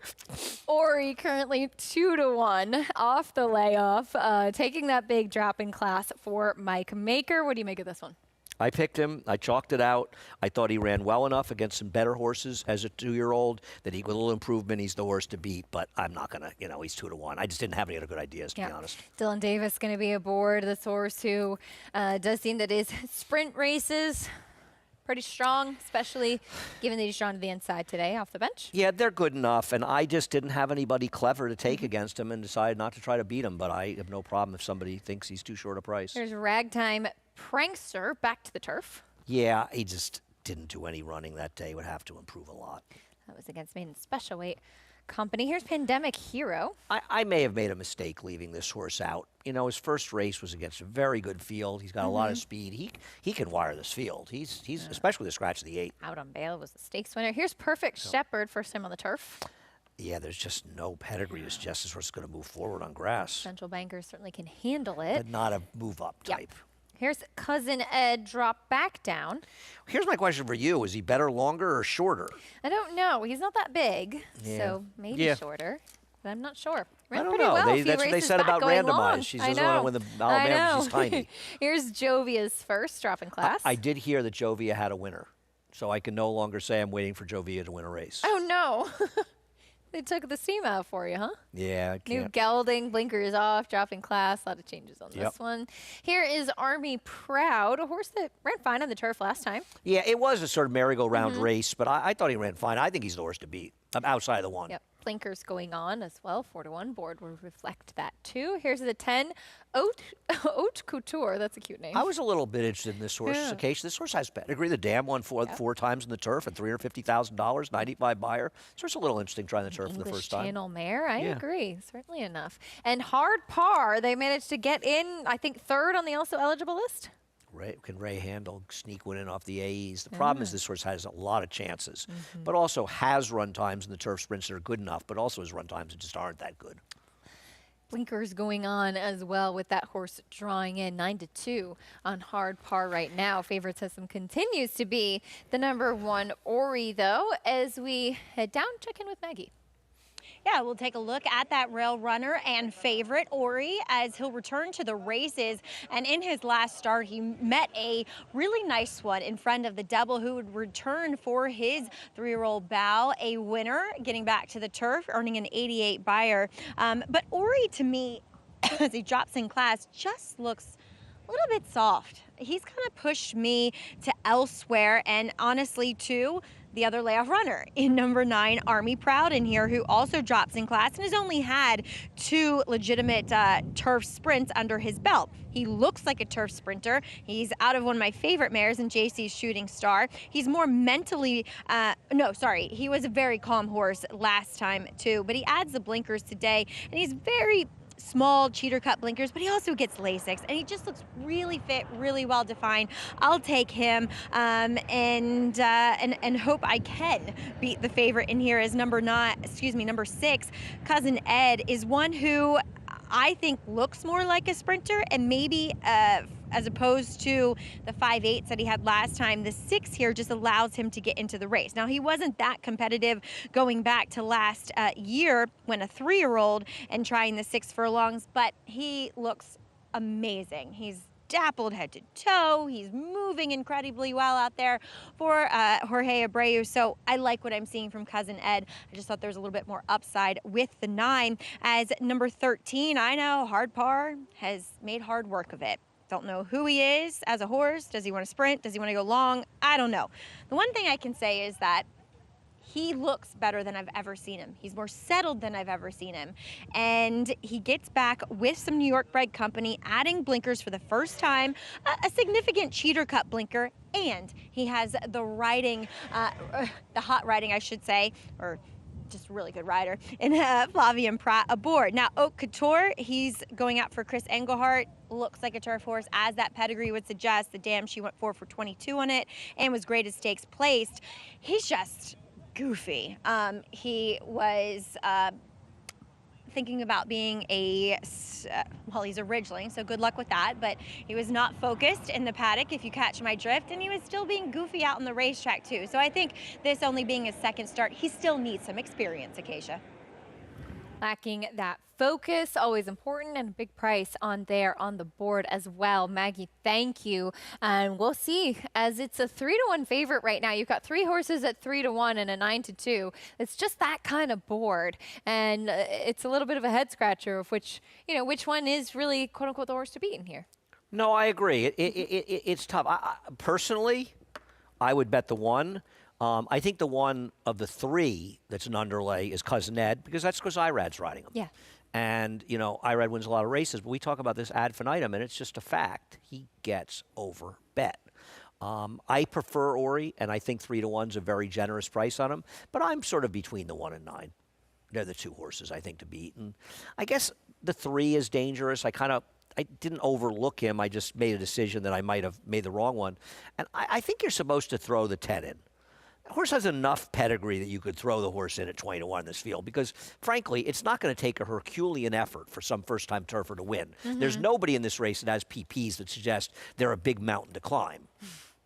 They are who they are. Yep. They're okay, but, they're not that good, and that's why they're maiden claimers. And I think the 10 is a little interesting first time in the grass.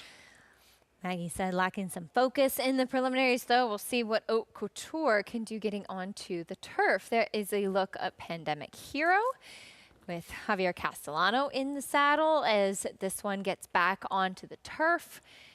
4-1 right now. What about Hard Par? Had some good things to say. Maggie did, getting back into maiden claiming company, a New York bred company. And I know he's had a lot of chances, but only once against maiden claiming New York breds on the turf. No, and that's he was fair. squeezed back at the start. No, that's fair, and he ran a 69 buyer that day, which would probably win this race. My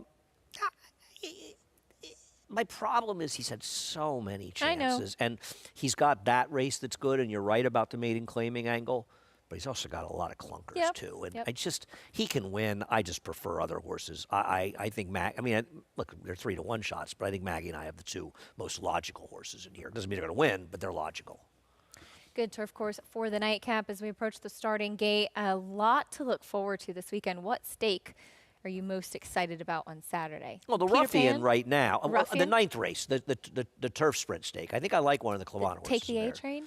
Yeah, I like to take the. It's a great name, isn't it? Yeah, We're it gonna is. Take the A-Train. We know all about taking the A-Train. Well, it's like a race to remember Aqueduct. We need to have an Aqueduct Stakes. They used to be an Aqueduct Stakes. We need to rename one of those winter stakes the Aqueduct to bring it over to Belmont. We would never want to forget about the Big A, which is such a great home for us for so many years, and was here when we needed it too, while we were redoing Belmont. And it's Aqueduct. It's a city racetrack, but I got so much love for Aqueduct. One thing I always love about Aqueduct is that it never pretends to be anything that it's not. Nope. That's exactly right. It's a city racetrack. Take the A-Train. Be taking the A-Train tonight. There is a look at Ori. Moving towards the starting gate for the nightcap, New York bred maiden claiming race coming up. Favoritism actually now taking over to the 6 Cousin Ed with Irad Ortiz. He's a bad at favorite. 3-1. He's a bad favorite in this race, in my opinion. Irad Ortiz's mount usually do take money. Amazing, isn't it? Yeah, it really is. Hearing that the 5 Perfect Shepherd is loose. So I'm trying we'll to see. Have a let me see where he is. Slight delay here. Let's go to Maggie for an update. Yeah, guys, he is galloping back here. Luckily, looks to, wow, he's in between the 2 rails. So that's a precarious position here as they are going to try to hoe back. The track maintenance guy wanted no part of trying to catch him. He's going very slowly right in front here. I think he's going to pull up here. Ho, baby, ho. So what's going to happen here is he's going to be a late scratch, as we just heard Chris Griffin announce here. But we just need somebody to open the gates here, guys. And hopefully he's going to go out. Okay, now he's cleared the turf course and the rails and the outrider. Hopefully he's going to get him. Oh, Acacia, it's not an easy job. But, yeah. Not. No, it's not, Maggie. Easier for us. It's a lot easier for us up here. Being an outrider the outriders are essential to a safe and functioning racetrack, and just missed catching Perfect Shepherd, who is now out on the main track. Good thing is that there are outriders posted around the track, and hopefully going to catch him before he reaches the gap. Looks like he's slowing down, which is a plus sign, and looks like they've got him cornered a bit here. So just a matter of being able to grab onto him. But yeah, late scratch of the 5, Perfect we're about to Shepherd, get who him. was a long shot. I believe he's been caught. I should never say we. These are people who do a tremendous job. I couldn't catch him if I had outrider. offered me $1 million to catch him. Oh, he had him and lost him there. So slight delay as had the reins of the 5 Perfect Shepherd, who then kind of took a bit of a turn and was able to pull away from the outrider. I have to say, all the horses behind the starting gate, though, have not loaded, are really handling themselves quite well. Yeah, they are, and trying to catch him, and he's an elusive little devil here. They're now trying again. He's coming beneath us. He had him, but he's a little clever guy.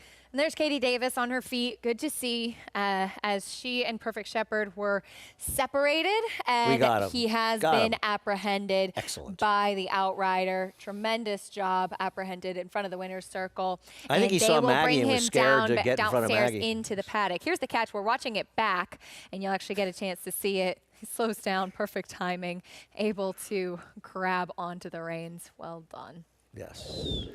So there is Perfect Shepherd, has been passed off to Kevin Bond, who will lead him down to the paddock, where he will hang out off the track until after the race, when they'll be able to bring him back to the barn area. So late scratch of the 5. Glad to see horse is okay and has been apprehended. Katie Davis was on her feet behind the gate. And we will get ready to reload for the nightcap here. Favoritism on the 6, Cousin Ed. The 5 was a long shot coming out of here. I think does not really change anything of how this race was going to be played out. Yeah. I mean, you don't know. Maybe he could have won, but I agree. He doesn't feel like a horse that, well, actually he had a little speed, but he was going to be outrun by the 3-horse Pandemic Hero. You would think would be in front. So everybody else ready to load back in now as soon as they're given the all clear sign. Again, all of these maidens seem to mind their P's and Q's very well in that holding pattern, waiting behind the starting gate. There's your current favorite, Cousin Ed and Irad Ortiz Jr. 5-2 now on this one for Jorge Abreu. Yes, and a little delayed here. Hopefully we can still bring you that Horseshoe Indy race, which is coming up soon, but hanging the gate for this one. I still like the 1. I think the 6 is a bad favorite. It's just an Irad thing. Not that he can't win, but I don't know why he's favored over the 1 and 9. I really don't. He's got a lot of chances. I don't quite get it, to be honest. We'll see what takes place here in the nightcap. Again, light scratch of the 5. I'm going to warn you about this right now. I feel I should tell you beforehand. I don't want you to be that? too upset, but I picked against the big horse in the Man of War. You're off the bandwagon? Well, I had You made your money I had with him at the right prices, and you know I love him. You know I'm a big fan of his, but I don't know. He's a tough horse to bet at 3 to 5, isn't he? He's going to He's be a little bit price. quirky for 3 to 5 He's for me. going to be a short price. Yeah. Talking about Barbridge and the Man of War coming up on Saturday. Looking forward to seeing him back in action and training down at Payson Park in Florida. All right, just about ready to go after that, and I complimented them. We had a few that did not really want to go in the gate, but looks like the starting gate crew have gotten them in now. Thanks for your patience. Thanks for sticking with us. The nightcap, Belmont at the Big A on the turf. Coming up, here's Chris Griffin. Hard par to the outside. Here's hard par moving forward. All set. And they're off. Breaking very awkwardly and inward was Ori. Just a very bad start there for Lukewarm favorite there was Ori, who's at the back end of the field, is also back there with slow starting Haute Couture. They're the two trailers, and Pandemic Hero is flying on the front end, just tearing up the backstretch here, and Pandemic Hero is up by a full length. Chasing is Army Proud, who's a stalking second. The posted opening quarter is 20-1. That's the posted opening quarter there as they work into the far turn. Pandemic Hero moves quickly into the turn, chased by Army Proud, and here comes Cousin Ed in the purple cap. At the rail, that's Ragtime Prankster, chased along as Jovius first. Splitting rivals, there comes Hard Par. And Hard Par is in hand, just looming up on the outside, has some run, but has ground to make up on the leader, Pandemic Hero, as they reach the top of the lane. Pandemic Hero went 45.69, that posted half-mile time. Hard Par on the grandstand side is rallying on there with Cousin Ed. Those two shoulder to shoulder.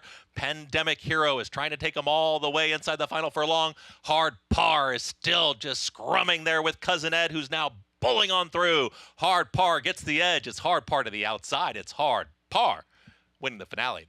Cousin Ed's second, Pandemic Hero, and Haute Couture finished fourth. Final running time posted 1 minute 10 seconds flat. Hard Par gets the win over Cousin Ed, but Andy, a lot took place at the beginning, especially for the number 1, Ori, one of your favorites. Yeah, I'm guessing that he ducked in badly at the start by watching this. Looks like it. And to come out of the race, my 10 horse got left as well, and he actually finished fourth. The 10 might have actually been right there at the finish, probably third, probably wouldn't have won if he hadn't gotten left. Both these horses compromised badly by the break, and it was Flavien Prat and Irad Ortiz right down to the wire. A battle we're going to see quite a bit as the two of them battle as legitimately the best two riders in the country, and it was Hard Par getting it done for Ray Handel. Start number 13 was indeed the lucky one for Hard Par, and he was the number 13, so it was I meant think Ray's to be. lucky number is probably 13. Probably, what do you think, Ray yeah. Handel? Yeah. Probably has a little candle for it, you know. Race number 6 at Horseshoe Indy coming up. It's a 2-year-old maiden special weight. They're going towards the gate. Unfortunately, with the delay over there in New York, not too much time to spend on this race, but right now it is the number 3, Mr. Sensei, who is your heavy favorite, second-time starter by Preservationist. I like the first-time starter, the number 8, Cat Spirit. Oh, this one has some precocity in the family as well by More Spirit, debuting for Gennaro Garcia, coming in off a sharp gate work, 5-2. Right now, 2-year-olds coming up, Horseshoe Indy. We'll send it up to John Dooley for the call.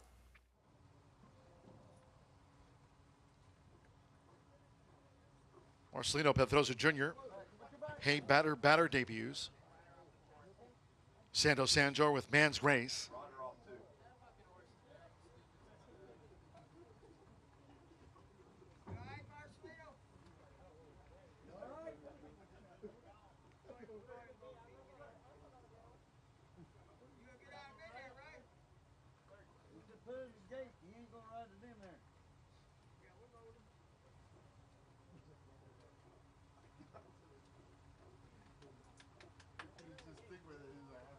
So Mr. Sensei and the filly Miss Impress, the two already in line. Now, Hey Batter.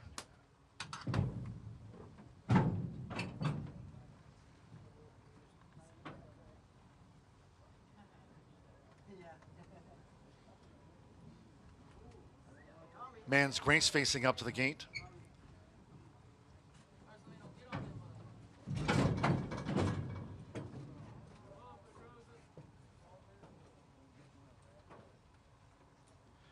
Marcelino Pedrosa Jr. climbing back on board the newcomer, Hey Batter. A couple of newcomers back. Cat Spirit, Manny Esquivel already with a couple of wins on the card. Mr. Sensei, 4-5 favorite. 9-5, Cat Spirit, and 7-2, Man's Grace, and one more. Dreaming Smart. Joseph Romero has a win on the card. Dreaming Smart, one of the 4 first-time starters, all in line. They're off, racing 5 furlongs.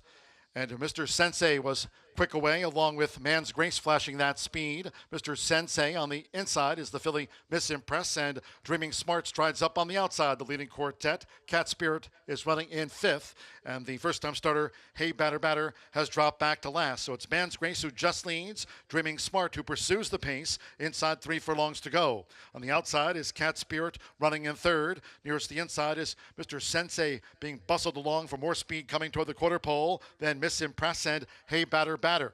22.97 lead seconds as these maiden 2-year-olds turn for home. It's Man's Grace. So Man's Grace leads with the rail. On the outside is Dreaming Smart, who's now on even terms with 1 furlong to go. Man's Grace and Dreaming Smart going for the final furlong. Mr. Sensei looks to close late. Then further back is Cat Spirit in 4th. They come past the 16th. It's Dreaming Smart. Mr. Sensei coming with this long run for Orlando Mojica past. Mr. Sensei gets the job done. Track Dreaming Smart down, and then Man's Grace 3rd and Cat Spirit back in 4th. Mr. Sensei, the favorite, second-time starter, delivers back over Belmont at the Big A. It was hard par in the winner's circle, with Flavian Pratt picking up his second win of the day. Yeah, and winning both turf races and getting it done. Hard par finally breaking his maiden over Cousinetta ran well. Pandemic hero. He's a little distance challenged. We'll pick 6 carryover. Oh, wow. 2000. Wow. Wow. How about Big that? carryover, too. Something to look forward to for Friday. Thanks for joining us on this Thursday edition of America's Day at the Races. We hope you enjoyed your time here as much as we did. We saw some good races today. In that 6th race, 24 Mamba picked up another win. Turned out to be a very sharp claim for the Morley Barn. And then on the turf, Sherlock's Jewel. Boy, he's a new horse this year, coming back for Shug McGahee, making it 2 wins in a row. We'll be back tomorrow on America's Day at the Races. We kick off at 2 p.m. McMahon of Saratoga Thoroughbreds, proudly standing 4-time champion New York sire Central Banker, sire of multiple stakes winner Bank Frenzy. Now Bank Frenzy means business, and he'll win the Haynesfield. Also standing Salamini, sire of Grade 2 winner Winstock, and 7-time stake horse Doc Sullivan. Doc Sullivan dominates the Mike Lee. And Provocateur, the only Grade 1 son of Into Mischief standing in New York, half-brother to Wood Memorial winner Rodriguez. At McMahon of Saratoga Thoroughbreds, New York stallions that deliver. It's America's original sport, and no one covers it better than americasbestracing.net. From the sport to the lifestyle, the best races, horses, and destination venues, cocktails, gambling, fashion, and more. americasbestracing.net is a sport for you.